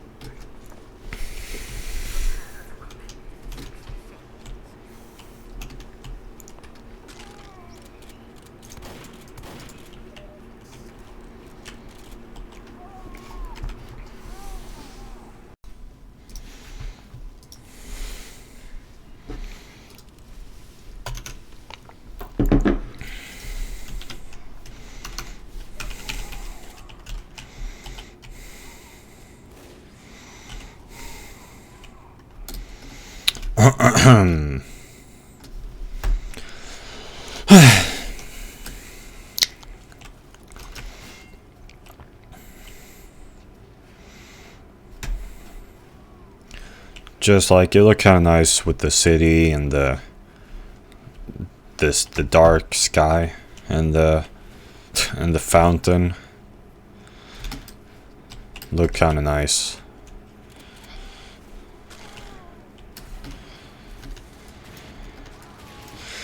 And when and what was a lot of fun too was when Young was being interrogated by those politicians. That was great. He was like a prisoner. He couldn't leave he wasn't allowed to leave his room. And when he was there before the committee, I mean, well, it was not so fun for him. It was pretty funny when he said that like, when he was talking about his well, his attitude towards being in the military, I guess, he was saying that this was pretty funny. He said that ideologically he was a vegan, or veganist as the subtitles said, and but when he sees a delicious plate of meat, he can't hold back. And the committee they took offense at that. They thought he was making a mockery of the interrogation. And before I read on the discussion on my enemy list, I thought it was just a bizarre comment, just like a bizarre random comment. But it turns out that, yeah, what he meant was like it was an analogy.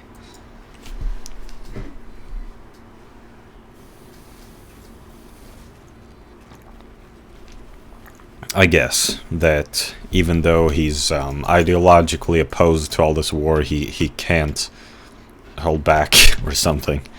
I don't know.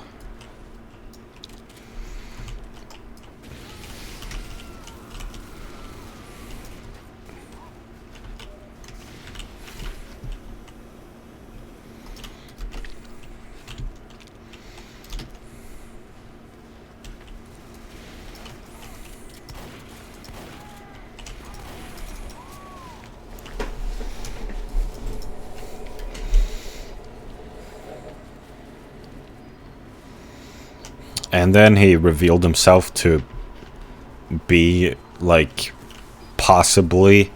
he implied he was an anarchist when he said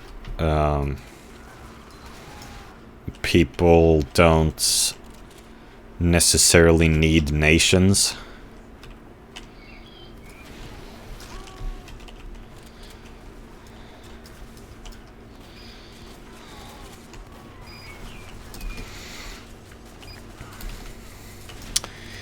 And he criticized the politicians for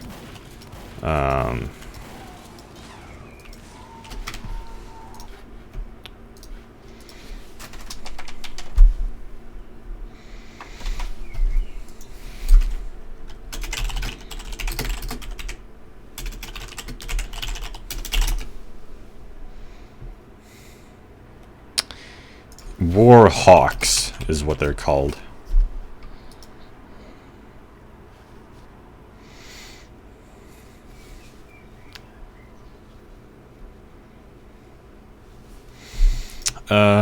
I read a YouTube comment which convinced me that, or seemingly maybe convinced me that Young's criticism wasn't quite right, because after all, I mean, someone's got to be the politician, right? Just because they're politicians doesn't mean that they wouldn't... I mean, you know, someone has to be the politician. I mean, they can't all be on the front lines.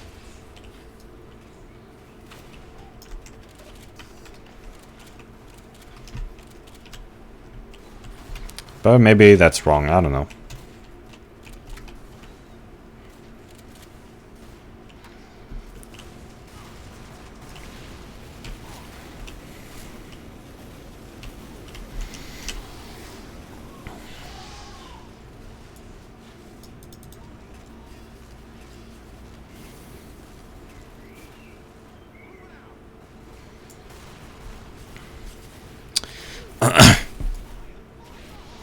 And then it was pretty funny how this this interrogation and this confining him to, like, just this interrogation just made Young so angry that he was gonna quit. He wrote this I don't know what you call it, like a letter of resignation or something. He wrote it and he was gonna present it in the middle of the interrogation. But then all of a sudden, his friends saved him from the interrogation. But just the fact that he was actually gonna quit because the committee made him so angry. It's like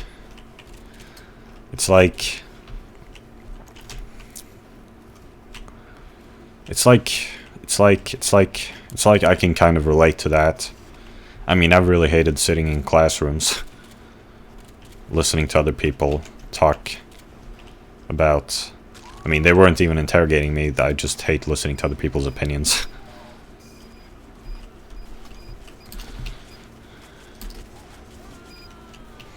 Just things like that. And, you know, I hate going to the psychologist and stuff.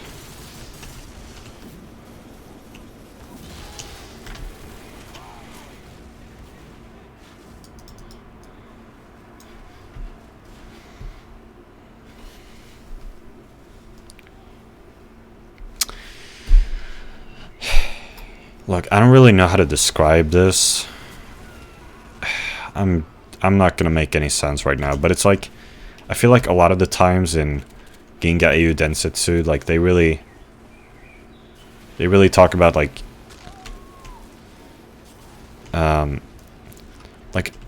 in a lot of the conversations, it's like they talk like very traditionally about men and women.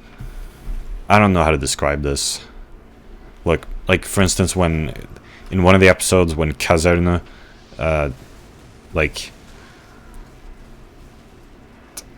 when they're having this dinner or something, and then like I don't know, after dinner or something, the men and the women, they split up, and like Kazerne kind of like talks shit about the women or something. I don't know, just I don't know how to describe it. Just like I feel like there are a lot of like similar moments in Ginga Eiyuu Densetsu, which I find, I mean, like I'm a misogynist, but I find it annoying.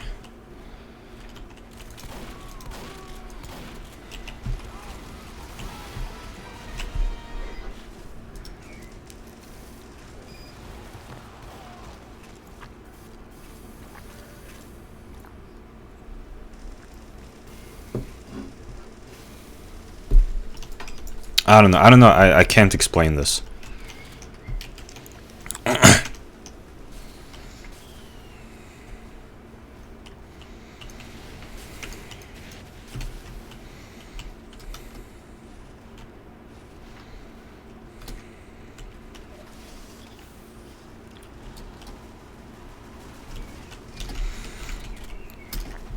I've read every negative review of Ginga Eiyuu Densetsu on my anime list.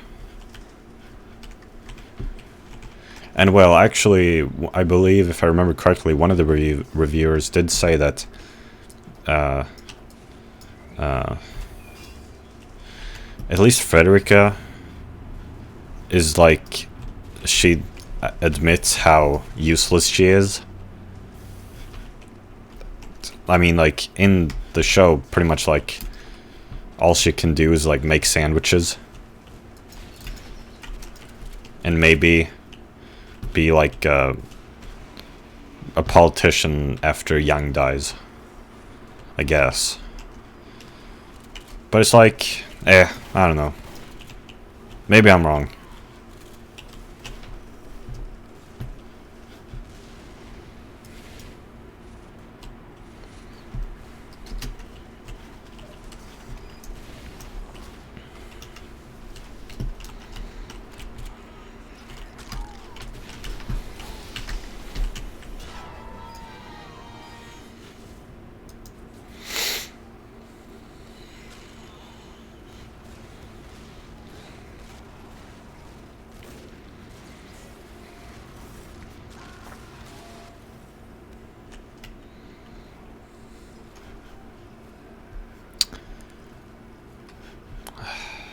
I'm not making any sense. I can't explain this. I don't know, it feels like maybe the female characters in Ginga Eiyuu Densetsu have a quite the diminished importance, just like being the wives of the male characters. Like that one girl who got introduced very late in the series, you know, like who became the wife of that police officer. I don't know. Maybe I'm completely wrong. I don't know. Maybe this is an invalid criticism. I don't know. I don't know.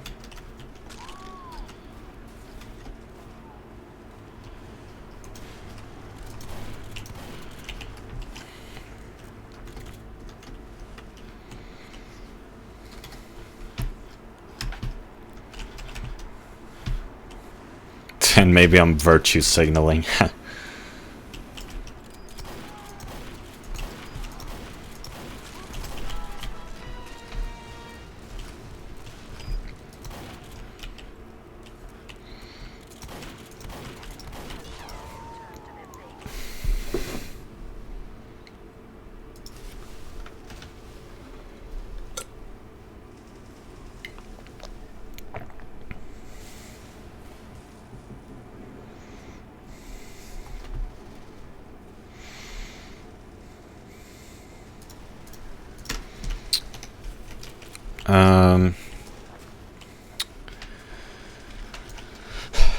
Well, so as for the characters, well, I guess I slightly like Kirchheis, just slightly. I would say that I like Oberstein. I mean, he's on my favorite characters list, on my anime list. I'm very generous with that list, so like I don't even really like the characters I've put on that list, but they're there anyway. And yeah, Paul von Oberstein. Oberstein, he's a cool dude. I like the way he talks, and he has quite some interesting. Like, I like his voice, and he has quite some interesting opinions about stuff. He has controversial opinions. Everyone hates him. I mean, he's an interesting guy.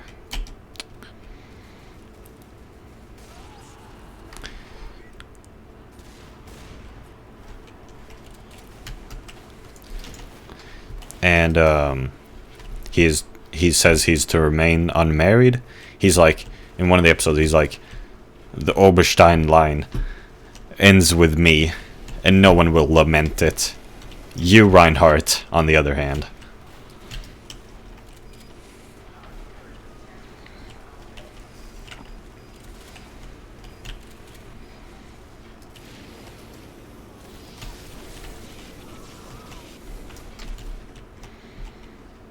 That was approximately episode 55. It was around the time the assassination attempt of Reinhardt happened. That dude we've seen in bed, whose life is miserable. I wonder if I'm going to turn out like him. Well, that's pretty much my life right now. I would imagine. I feel like, anyway. Like, you know, I'm failing high school. I'm just sitting on the computer.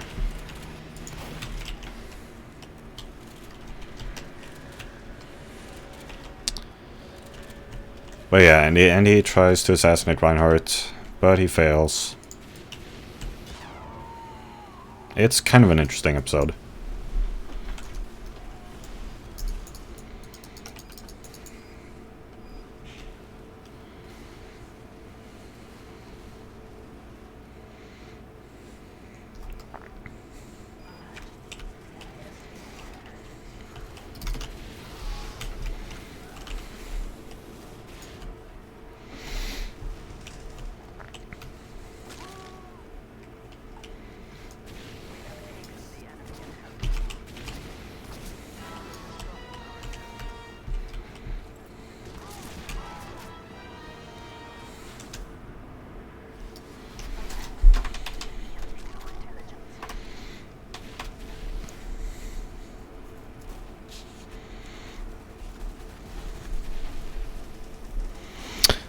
And I guess like a tiny amount I liked Grill Partzer, but maybe not.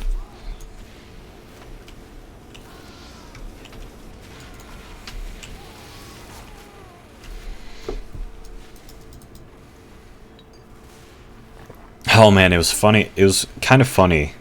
Oh yeah, another time. Well, yeah, it was funny. Like, another time I laughed at Ginga Eiyuu Densetsu was in the episode. It was like when they were on Odin, Julian and his gang. When they were on Odin.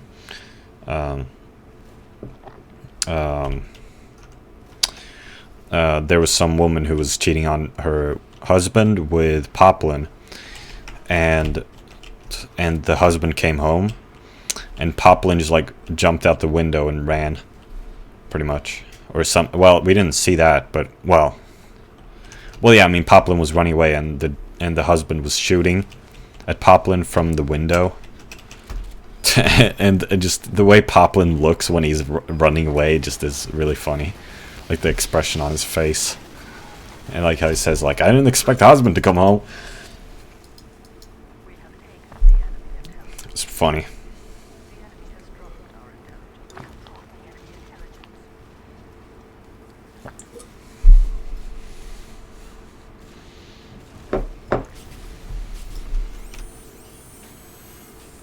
What? Why does it say that I said thanks? I didn't do that.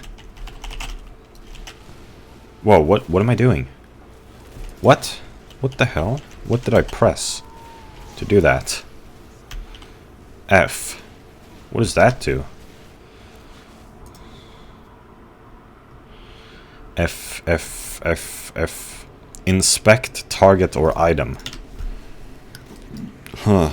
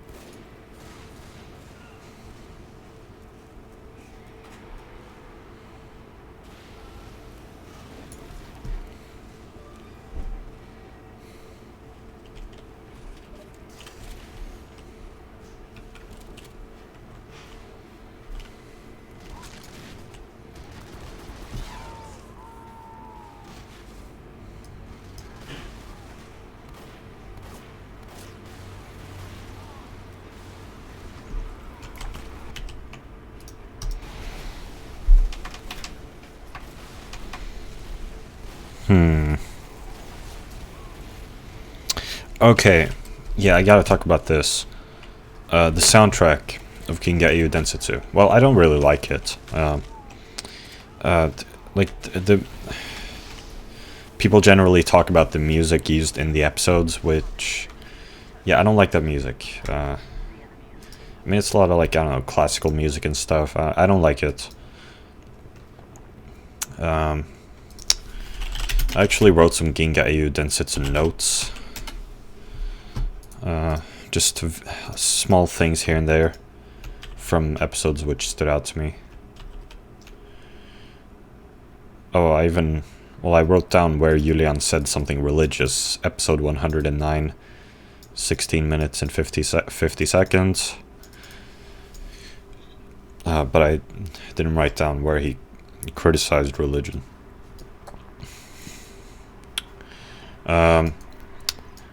I remember there's this one scene with like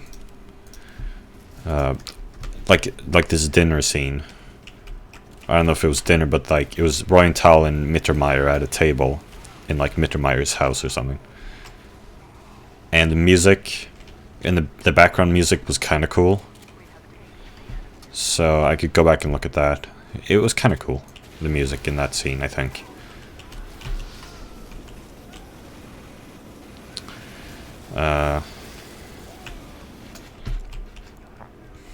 I don't know what episode that was though, but yeah, I mean, I could go find it.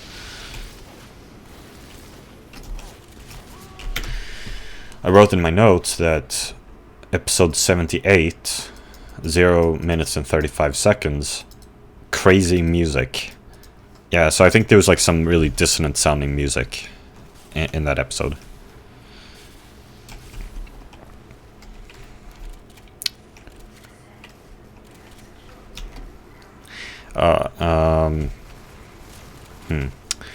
And also a couple of times this piece of music played where it, like the first note of it sounded just like the first note of the Godfather waltz from the film The Godfather. It's a film I like very much. Godfather Part 1 and Part 2, I guess I'd rate them like 9 out of 10. But it's I loved them last summer. I really like the first time I watched them, which was 2020 spring. I hated them, but then I rewatched them. I read about them and stuff. I read about them on the internet in 2020 summer, and then I rewatched them and I loved them. And now it's been a while, and it's like I don't know if I like them that much because they were really boring, and maybe they weren't that interesting even if you've read about them. I don't know, it's just like, it was interesting at the time, just like finding out all the stuff about the characters and like what happened in The Godfather and The Godfather Part 2. Just looking up all the stuff on the internet, reading about it, the films, just, it was interesting. But I'm not really as interested anymore, so I don't know. But I guess I'll rate them like 9 out of 10. Maybe they were pretty good. The soundtrack was good at least, I guess. And the Godfather waltz, like this piece of music that was in Ginga Eiyuu Densetsu a couple of times, sounded just like the first note makes it sound like the Godfather waltz, but then the next notes you hear it. Yeah, it's not the Godfather waltz. This piece of music I wrote down when it played. Episode 95, 3 minutes and 50 seconds, and episode 103, 10 minutes and 5 seconds.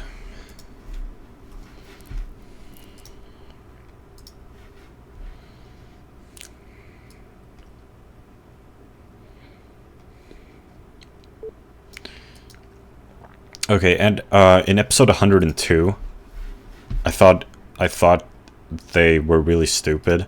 Like, how are they stupid enough to move into the range of the Thor hammer?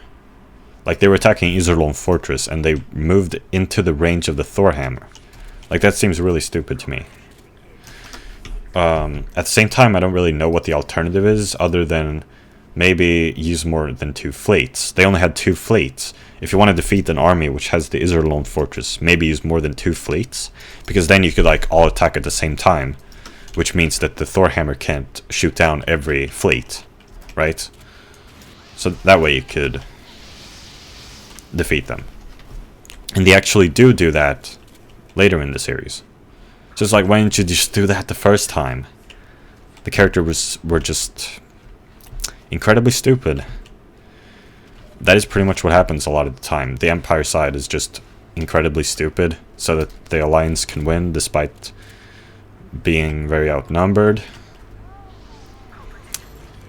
At least that's what another reviewer or multiple have said, I think. I've read that, I think. Other people, yeah.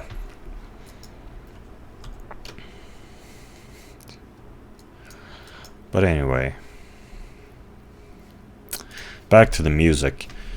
So whilst I don't like the... Let me turn on the lights.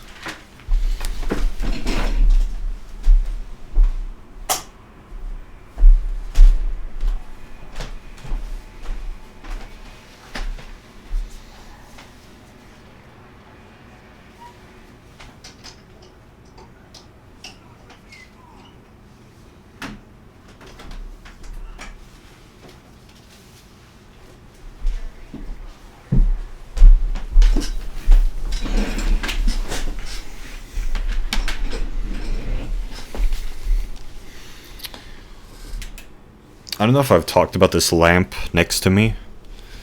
I moved it to my room about a year and 3 months ago or so. A year and 4 months ago, maybe. And it was because I wanted to read, like, for instance, the adventures of Tintin and just other books. I wanted to be able to read them at my desk, so it would be bright enough to read them. Which I haven't really done very often, read at my desk. I read most of American Psycho. Well, I read a lot of it at my paternal grandparents' summer house, but also when I read it at home, I mostly read it in my armchair.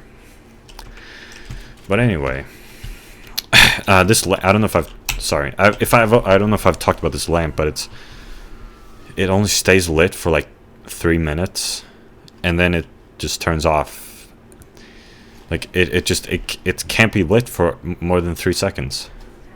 It's really weird. And before, it was like a while ago, it was flickering a lot. Like, it would start to flicker really fast. Is that what it's called? It doesn't do that anymore. It just turns off.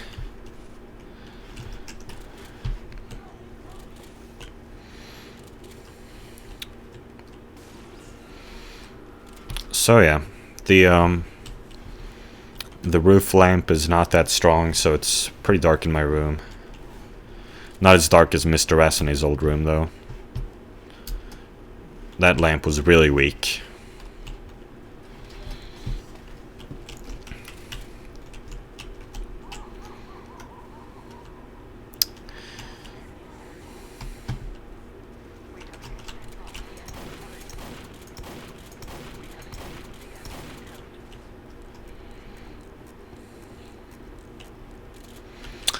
Okay, but back to the music of Ginga Eiyuu Densetsu. I do like the OPs and EDs. I like listening to them. I especially like a few of them. The other day sorry, I shouldn't have feigned peace. That was kind of mean. That was kind of... I wasn't thinking. Maybe the sniper was being peaceful there and I betrayed him. Anyway.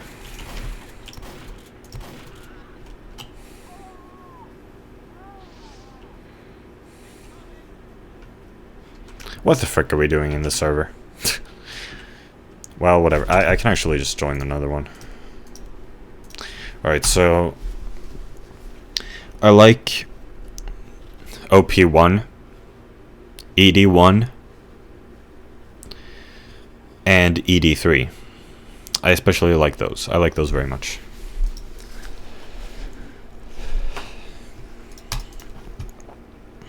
And the rest I can listen to, and they're kind of good.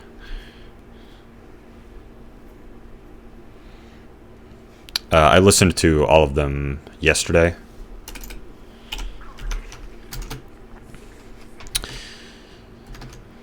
Whilst I was making the peanut butter chocolate cake.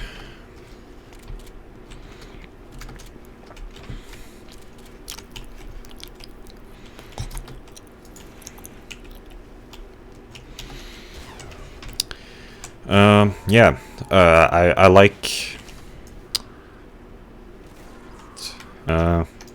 just they're really good. It's like... Just, I like... I can't explain this. It's like when I listen to OP1 and ED1, maybe it kind of like reminds me of those early days of me watching Ginga Eiyuu Densetsu. Back when there was this hope that Ginga Eiyuu Densetsu would be epic. This hope, yeah.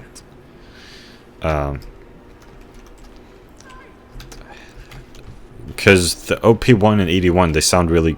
those are very nice pieces of music. Sound really cool. And you just wish that the anime was as epic as those pieces of music. But it's not. It's very disappointing. A very disappointing anime.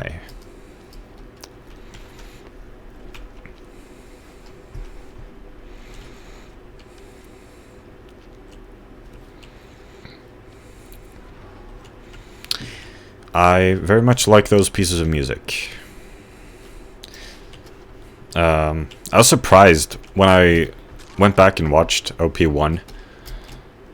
I was surprised to see Hilda there in the OP. That was surprising. Like, because, you know, I didn't know who Hilda was back then. She became very prominent later in the anime, like I said.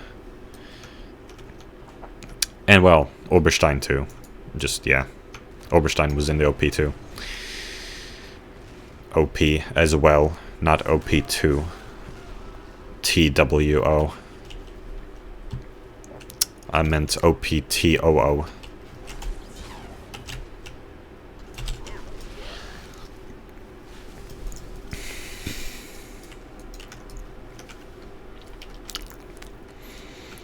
And something which people have pointed out is that ED1 actually spoils the anime, because at the end of ED1, Julian gets separated from all of his friends, and he like including Yang. Like so Julian gets separated from them, and then Julian and Reinhardt, like then there's Reinhardt like in the sky, and Reinhardt and Julian look at each other, and then like Julian and Reinhardt are alone on the screen together, and then the ED ends. And what that is a figuration of is Yang dying and Julian becoming the leader of the rebellion and facing off against Reinhardt. In fact, I mean, like I said, they talk at the end, Reinhardt and Julian. So yeah, I guess it does. Yeah, I guess, I mean, yeah, it is kind of weird that why would Julian and Reinhardt be the ones at the end of the ED rather than Yang and Reinhardt? It's weird, isn't it? I never thought it weird though. Only now do I think it. Only now do I realize, yeah, that is kind of weird. And yeah, that it's because that's what happens later in the anime. It spoiled it. No, but seriously, the narrator spoils a lot. The narrator does actually spoil what happens sometimes. It's really annoying. And of course the next episode previews, which, I mean, I should have known better and not watched them ever. But the thing is, in Yuri Yuri, the previews are nice in Yuri Yuri. They're fun. Like, for instance, the preview, next episode preview at the end of episode 3 of Yuri Yuri is actually, like, it's comedic. Like, it has a joke. Like, it's a fun preview. Well, I mean, a lot of the previews are fun. I mean, yeah, that's kind of their thing. They're not just previews of some narrator talking about what's going to happen next episode. In Yuri Yuri, the previews are done by different characters. Another preview that I've actually talked about in a video is the preview in season 2, episode 11, where Akari talks about how this is the end of the anime for now, but Yuri Yuri will never end. I'm your eternal protagonist, Akazakari. E no shujinko, Akazakari deshita.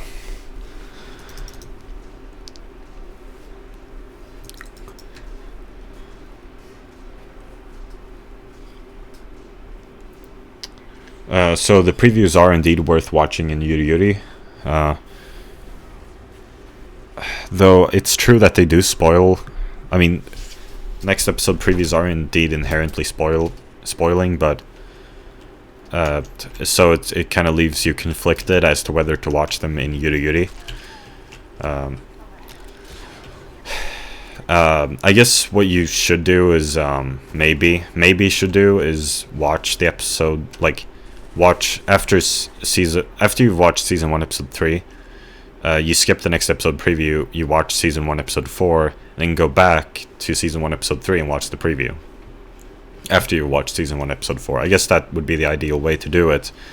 Maybe.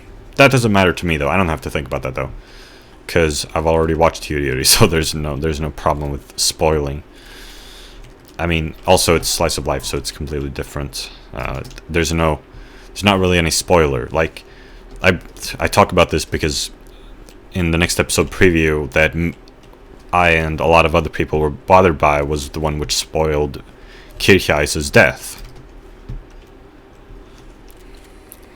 And that's when me and a lot of other people realized that we shouldn't watch the next episode previews. And so I didn't for the rest of the anime.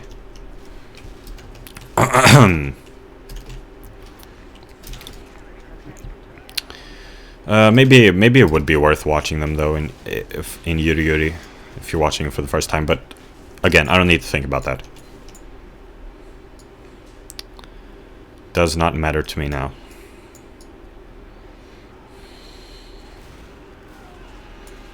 The same thing with Evangelion. Evangelion has next episode previews, but they're also kind of Like they're not comedic like Yuri Yuri's or anything. Like they're not that interesting, but for instance, the ones in the later in the anime I know are like they're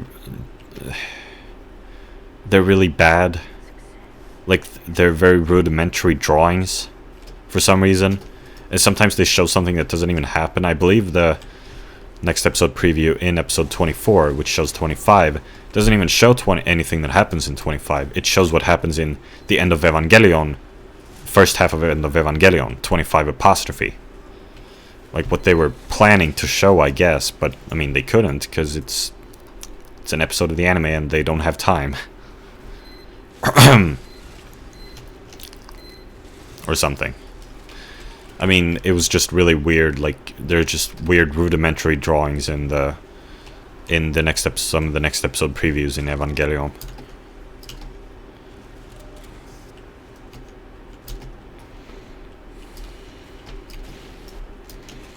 But whatever, like I said, I don't need to think about this. I've already watched all these. I've already watched Yuri Yuri, I've already watched Evangelion.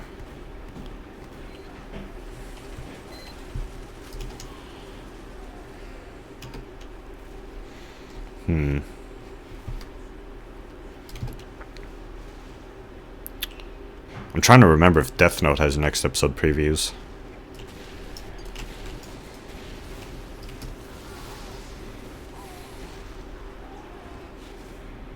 Yeah, maybe not.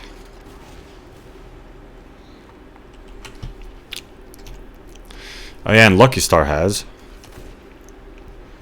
The next episode preview music was one of my favorite things about Lucky Star. I just really like that piece of music. I always looked forward to listening to it at the end of the episodes. And again, slice of life, so it doesn't really matter. Like it's not really a spoil. Nothing really gets spoiled. Nothing that big like Kirchheiss's death.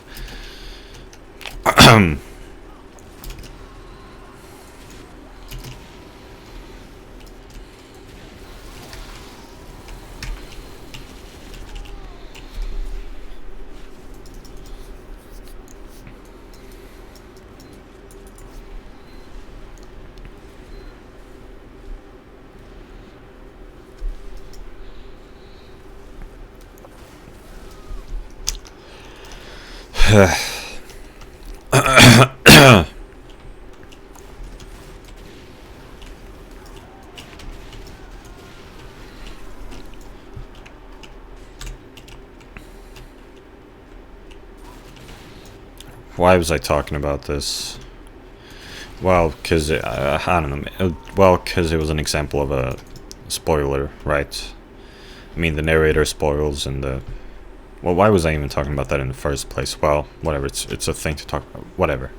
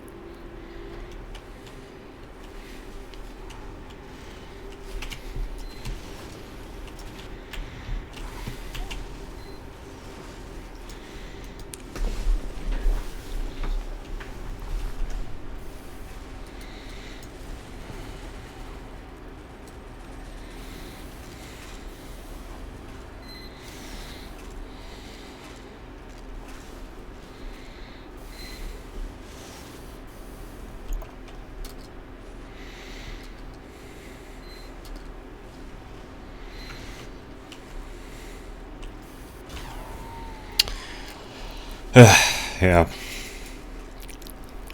So OP2 and ED2 I find mediocre.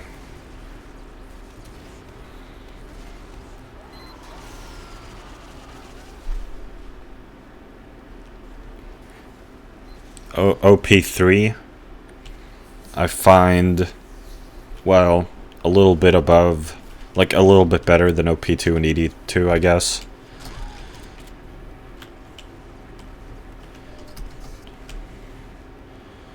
Where time just endlessly spins. I listened, in one of the episodes, they played an instrumental version of OP2, OP3, which I thought was kind of cool.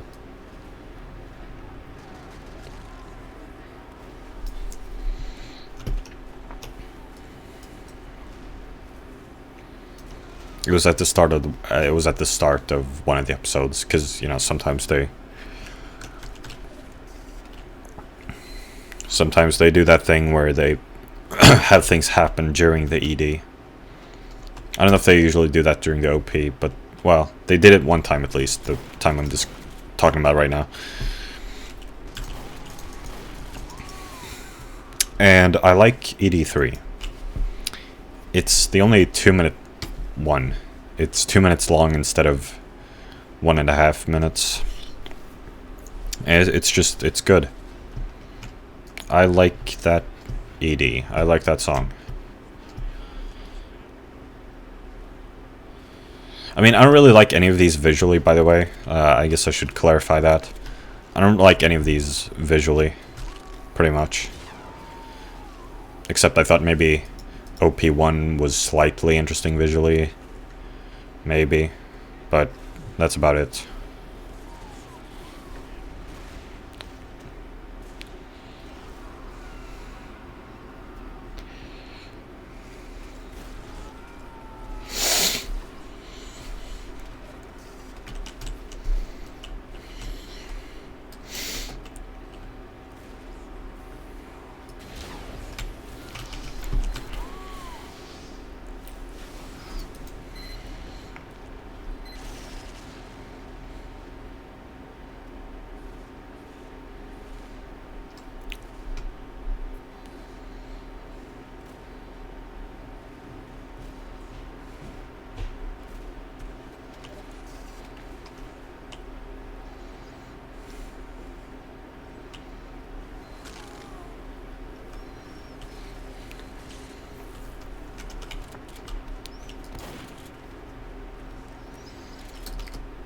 And OP4, well, if you go on YouTube, its like to dislike ratio isn't bad, but the first episode it was in, I went on the My Anime List discussion, and a lot of people were complaining about it.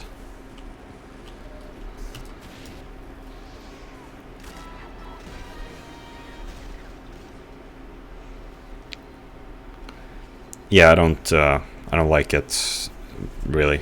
Yeah, it's not good. And then there's ED4, which isn't good either, but I kind of like it at the start, like how it goes, something like that.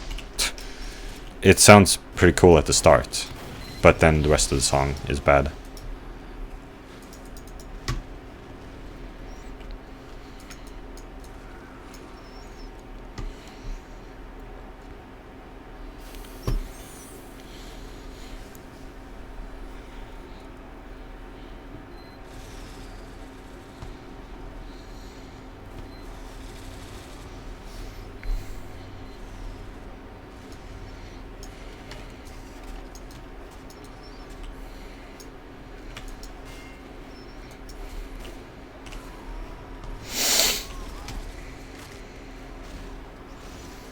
And then there's that scene in which Oberstein says dogs eat dog food, and I don't really... And I remember seeing that on Twitter one time, where they did this like split screen thing between that and like that from Ginga Eiyuu Densetsu, and also from K-On! Fun Things Are Fun, which I later realized that Mr. Asane said in her video, one of her videos about Kirura, and I didn't realize there was a I didn't realize there was a K-On! Reference until I rewatched it one day.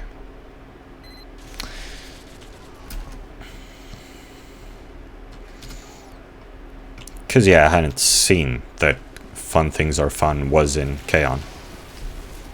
But anyway, well, I guess maybe I had already seen it by the time I watched it and didn't realize it, but whatever. And then also People Die When They Are Killed, which is from some anime. But anyway, I don't know what Oberstein was really saying in that scene. I don't really get the analogy. I mean, like, there's this picture, this funny picture, which criticizes K-On!, saying that K-On! Uses it in a just like a meaningless way, whereas in Ginga Eiyuu Densetsu it was a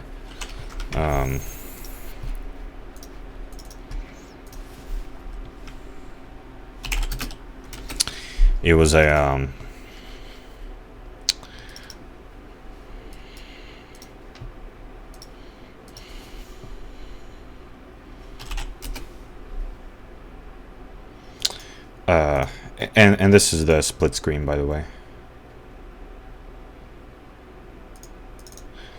And yeah, so metaphor describing the conditions for the commoners versus the elite. Her her. The main difference between anime then and anime now. But then there's this other picture, which is like her. Commoners only get what they get, and then like these paragraphs about how K-On! Is actually very philosophically profound.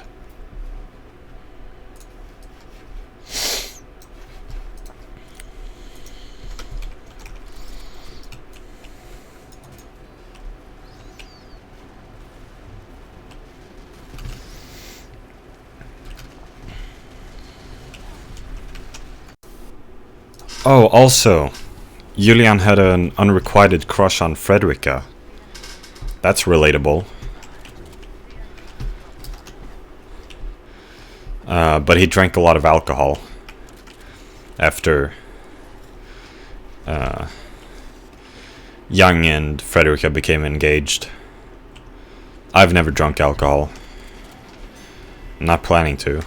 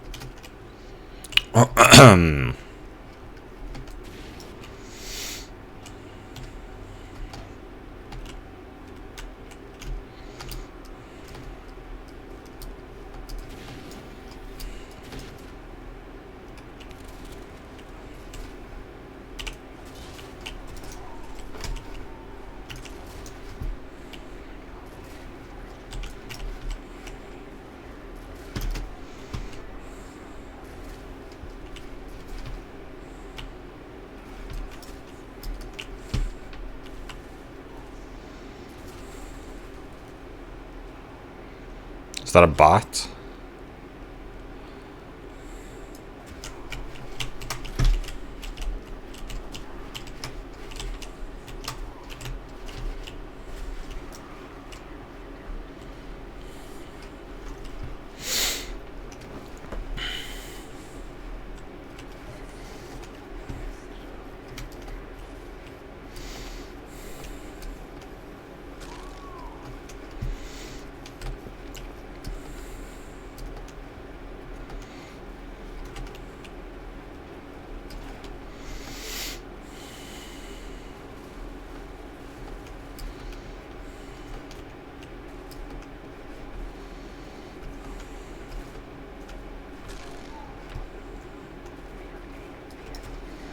Yeah, I was envious of Julian when the girls on Fezan were interested in him.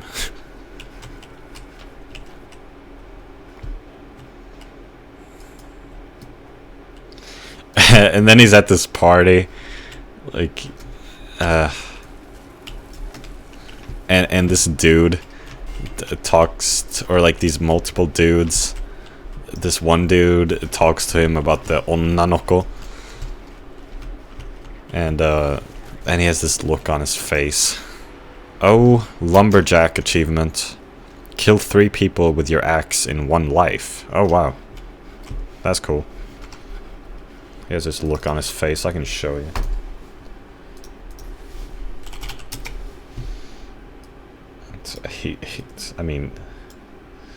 I mean, like they're asking him what he thinks of the girls in Fezan, and like how you can probably seduce them with just 1 look. I'm envious. One of them said, I think. But yeah, so here's that one dude. Onnanoko.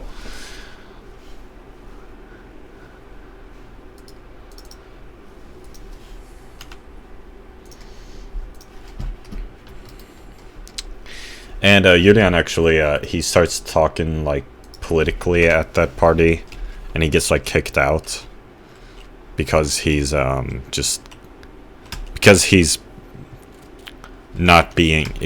being political. He's like talking politics.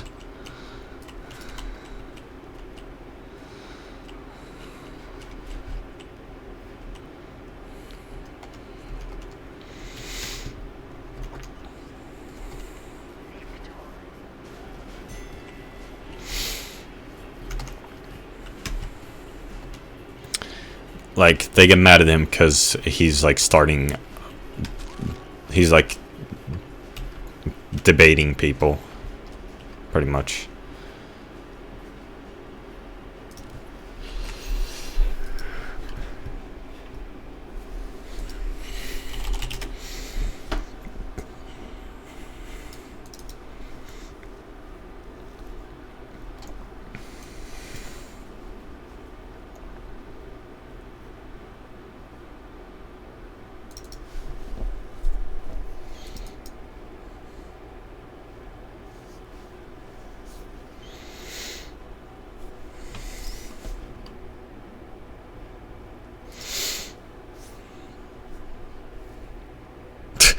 Oh yeah, My Anime List episode 74 discussion.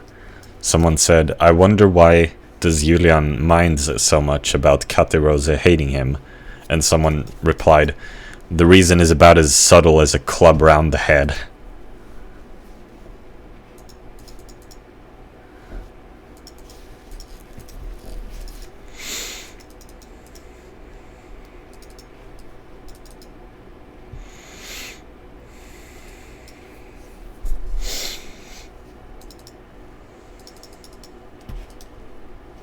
And then there's this one scene where, like, Julian sticks his tongue out for a sticks his tongue out briefly after, like, looking at a television broadcast of him, like an interview with him.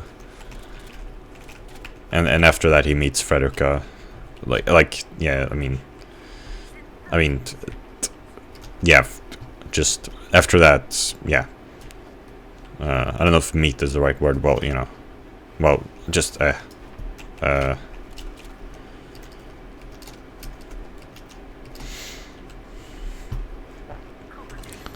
like, weren't they on some weird, like, I don't know, weren't they on some, like, weird conveyor belt, I think, outside? It was weird, I think.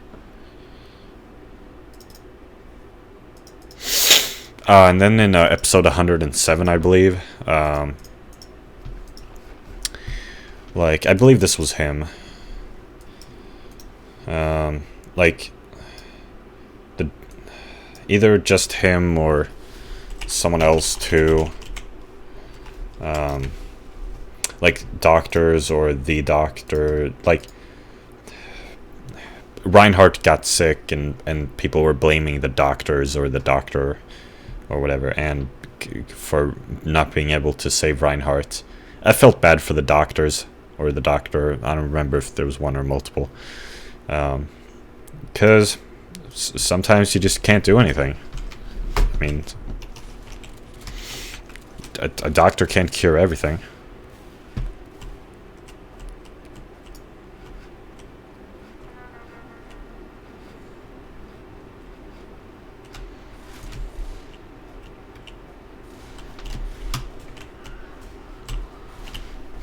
Wow, I actually got him. Daniela 35. What was that?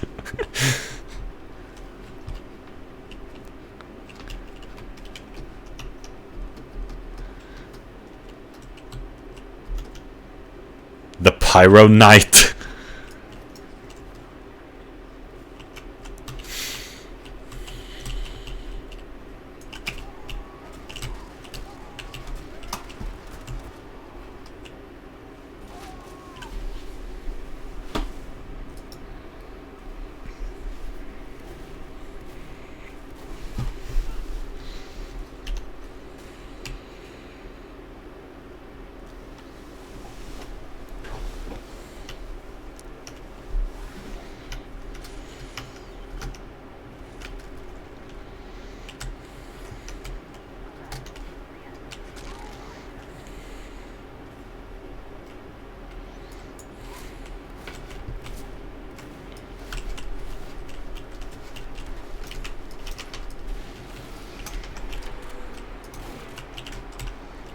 Oh, that was a different scout. Kenny, question mark. And I got an achievement, cooking the books.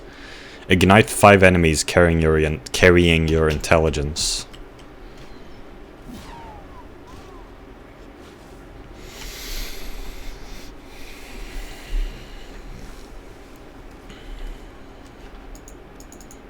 Oh wow, that scout was floating in the water.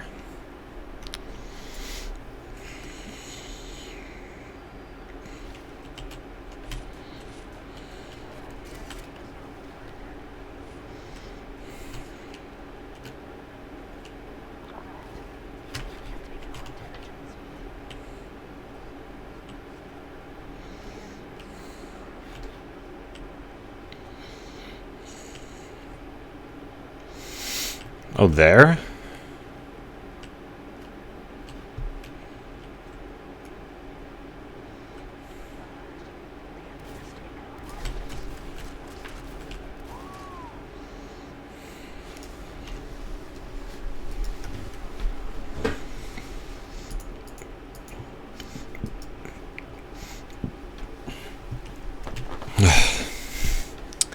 Well, I've said a lot about Ginga Densetsu now. Maybe I'm done now.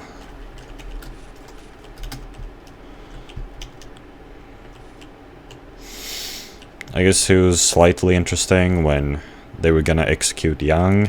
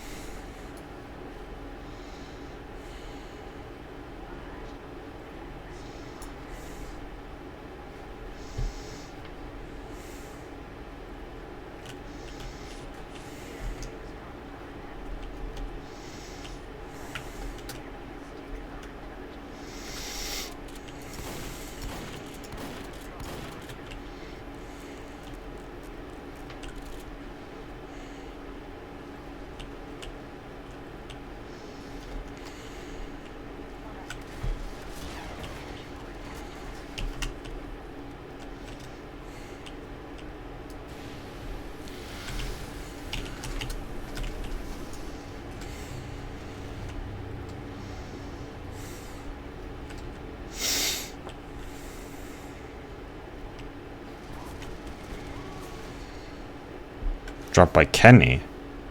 A pyro can pick up a scout weapon? Oh, okay. I guess some are shared between classes. I mean, for instance, the reserve shooter.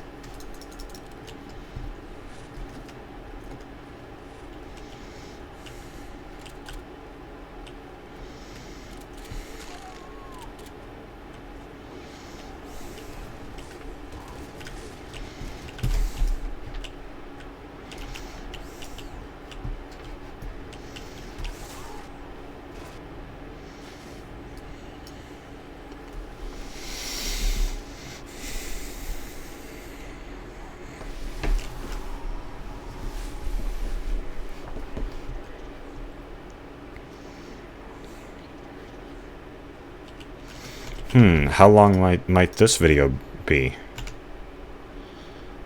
3 hours, maybe?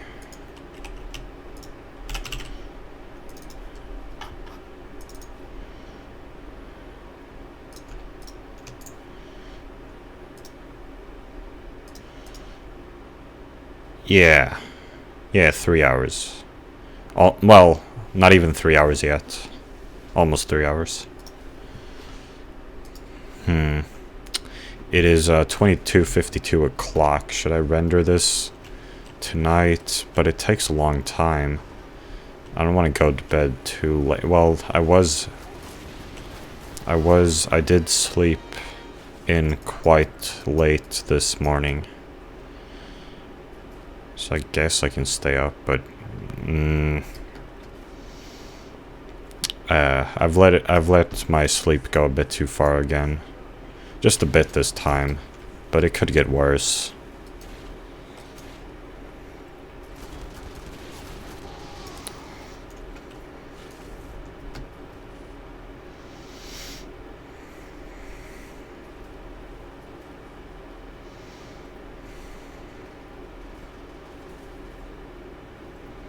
Chill out and play Team Fortress.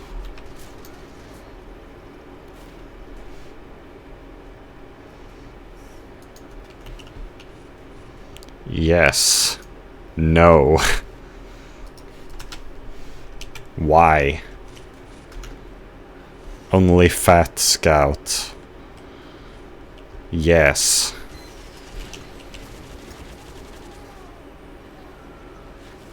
Wow, on our side?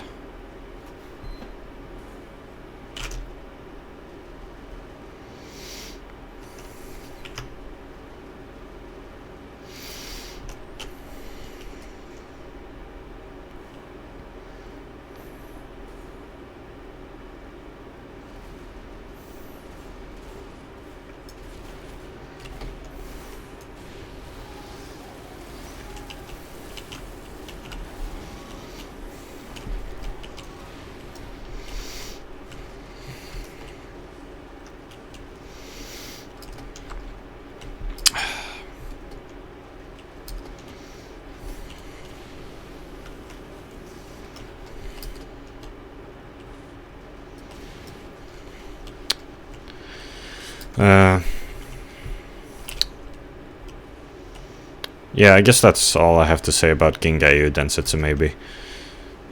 I... Well, another thing I did this week, I got a haircut yesterday. It had been like... maybe 8 months since my previous haircut. So I guess my hair was like the longest it's ever been, really.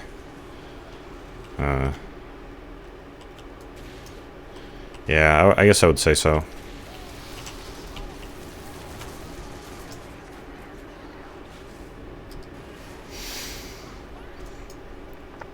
Oh, what? I killed 2 people. Now. Just now.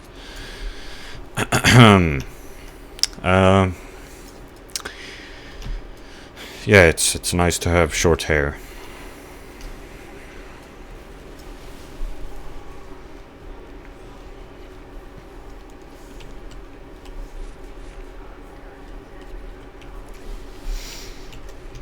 And I guess my haircut yesterday was like one of the better ones, as in like experiences. I mean, it was embarrassing because I couldn't hear what he said, but for the most part it was fine. I didn't get any itch like I usually do when I'm getting a haircut, that I can't itch because it would be awkward because it's in the middle of me getting a haircut.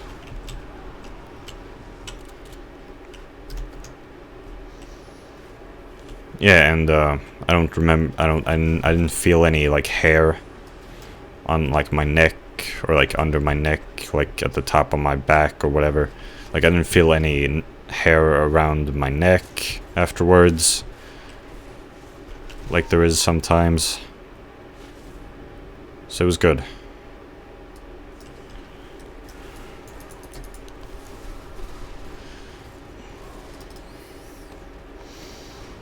And well, the people in my surroundings are acting like coronavirus is over, which maybe it's not.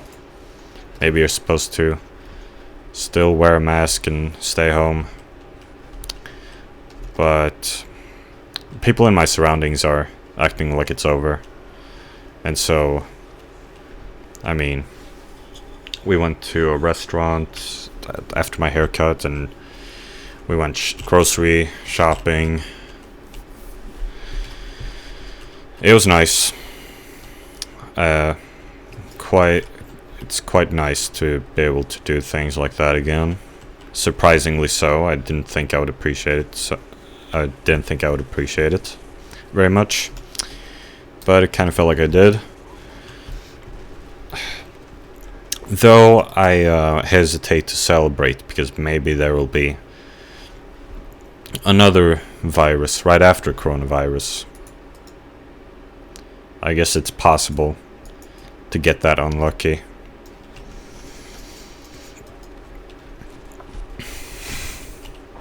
So I hesitate to celebrate, but I guess you're supposed to celebrate anyway, even if bad things might happen later.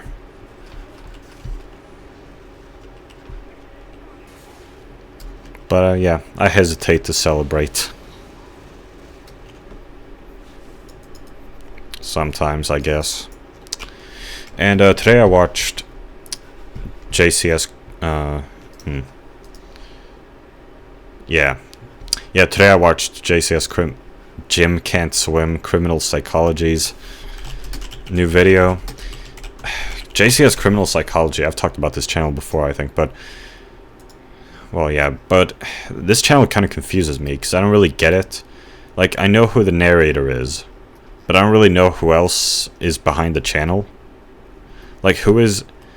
Like, this JCS, is this another channel, maybe? Like, is there some other Jim Can't Swim channel? And what's Jim Can't Swim? Why is it called Jim Can't Swim? What the frick kind of name is that? So who is this Jim Can't Swim? Is this some other person who then made a criminal psychology video? Channel, I mean. Like, it's just, it confuses me. What is this Jim Can't Swim criminal psychology? Maybe I'm not supposed to know. Maybe the person who created this channel is secretive. It's just kind of weird. Kind of a weird channel. Sometimes it has these like kind of like more creative things in there in the videos, like the video about Dalia DiPolito. There was like this.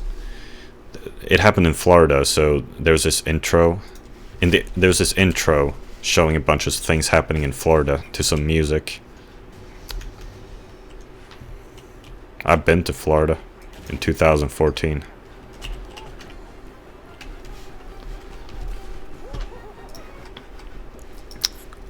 But anyway, JCS Criminal Psychology. Yeah, I watched these videos about maybe like 6 months ago, approximately. I watched these videos 5-6 months ago. About 5 months ago, really. Christmas break, I remember. And like, I feel like these videos are pretty hit or miss. I mean, I was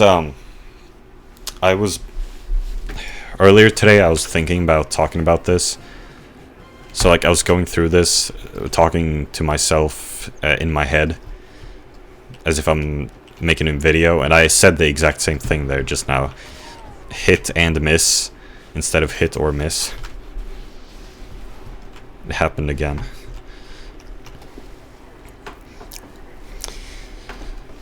But anyway, because sometimes I feel like the videos are ableist. You know, I have autism, and I don't like the way he talks about psychology sometimes. I mean, maybe it's supposed to be in a general sense, and like, people like me are the exception to the rule. But sometimes I just feel like he's saying things like, oh, acting this way means you're suspicious. But I feel like I would act like that, possibly. Even though I'm not suspicious. Even though I'm not guilty. Just, I don't know, it feels ableist to me, but maybe I'm being a libtard. Maybe it's not.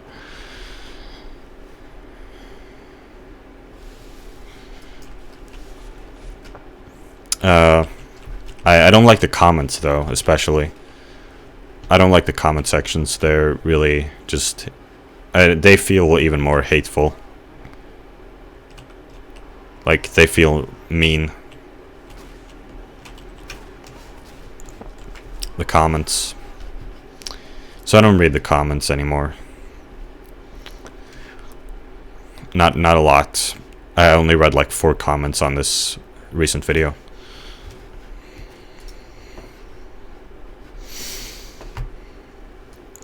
What pretending to be crazy looks like. I mean, the title of the video made me kind of a bit suspicious of the video's quality, because the thing is, it just got me wondering about this whole thing about being crazy, like the insanity plea. If it's even justified at all. I mean, this whole thing about being a moral agent and not being that if you're insane. It just, I don't know, it seems a bit suspicious to me. I can't really argue that the insanity plea is unjustified. It just seems a little suspicious to me. I don't know, it seems kind of like emotional. Or just kind of nonsensical. I don't know. I can't really say anything. I can't explain this. It's just, it seems a little suspicious. It's like this insanity plea thing. It sounds like saying that we have free will, which I'm not sure we do. You know? And it's like, well, I mean, a lot of things can affect our judgment. So why is insanity... I mean, okay, so apparently if you're insane, your judgment doesn't exist, so you have no agency. But at the same time, it's observable that your circumstances can affect your agency tremendously. I mean, it affects what decision you make. So why is it that not? Why is that considered having agency, even though you've been affected tremendously? How can we really say that, like, in that sense, if you've been, for instance, abused, then doesn't that mean, if you're saying this thing about agency, well, doesn't that mean, I mean, that's affected your agency, you could say. It's affected your ability, or at the very least your probability, and probably your ability as well, to make the right decision. So doesn't that mean that you should be punished less? By that logic of the insanity plea, or maybe I'm just being completely ridiculous right now. I don't know. I don't know.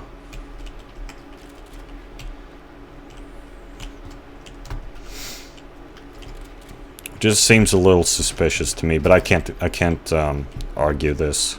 I suck. But the video wasn't really about that anyway. It was just about people pretending to be insane. It didn't really make any statement on whether the insanity plea is justified. It was just about people pretending to be insane.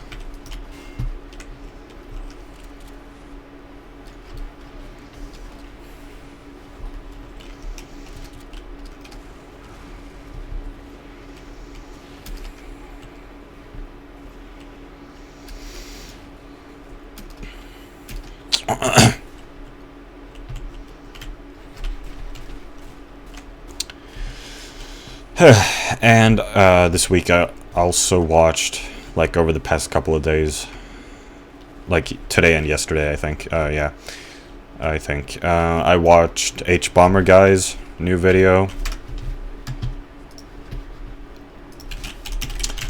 I find H Bomber Guy to be a more tolerable leftist. I've talked about that before with Thought Slime. Well, I find H Bomber Guy to probably be the most, the least insufferable leftist I've seen. Like, I can stand his videos.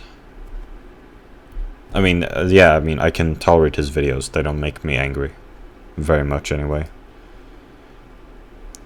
They are quite, palatable to me. H Bomber Guy's videos.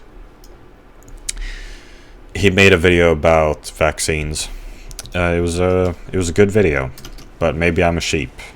Maybe H Bomber Guy misrepresented everything in the video, and I'm just blindly believing him like a sheep. I don't know. Maybe I'm a sheep.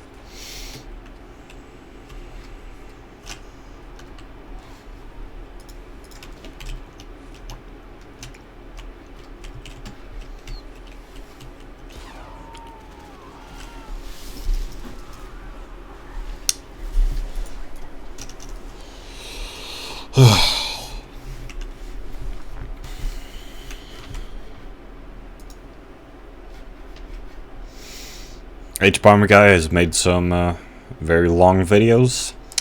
I watched a little bit of his video Sherlock is Garbage and Here's Why months ago.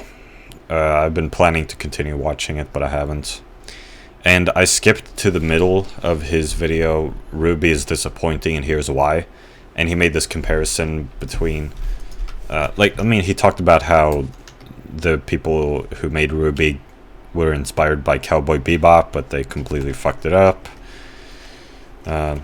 which has made me interested in watching the whole video, but I haven't.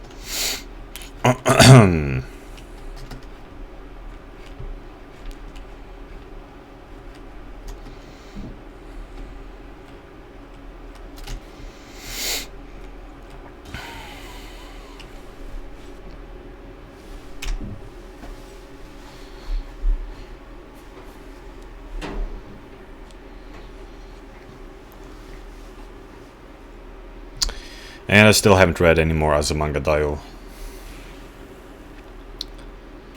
Now I feel kind of this urgency because school's about to end, and I might go to my paternal grandparents' summer house where I maybe won't be able to read Azumanga Daioh as comfortably, at least, or as like ideally. Like maybe I'll have to read it on my phone or something, or on the computer in the living room where everyone can see me. I don't know. So now I feel this urgency, which is bad. Because it might interfere with my enjoyment. So yeah. But I guess it's nothing to worry about really. And maybe I do have quite a bit of time.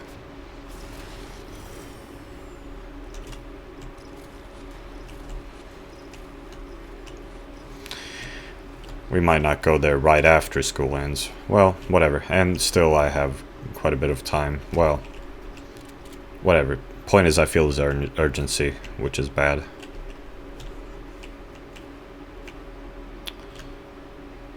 It's really not so bad, and I watched, oh yeah, now I know why this sounds familiar to me, because I wrote about it in my diary, yeah. I actually watched a decent amount of the episodes of Evangelion at my paternal grandparents' summer house in summer of 2018 on my phone, and it was alright.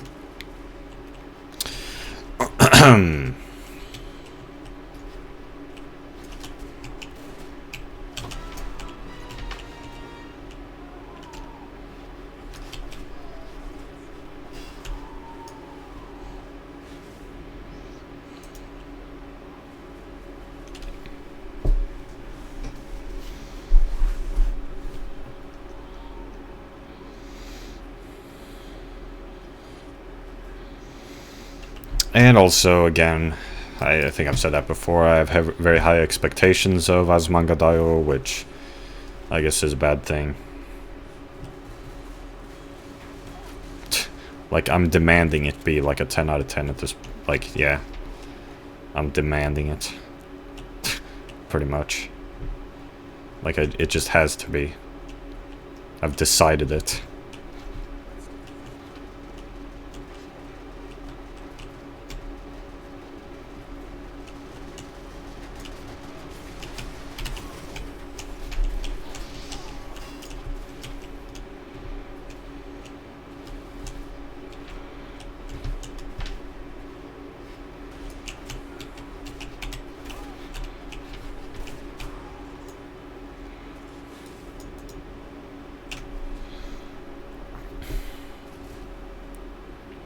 Goodbye.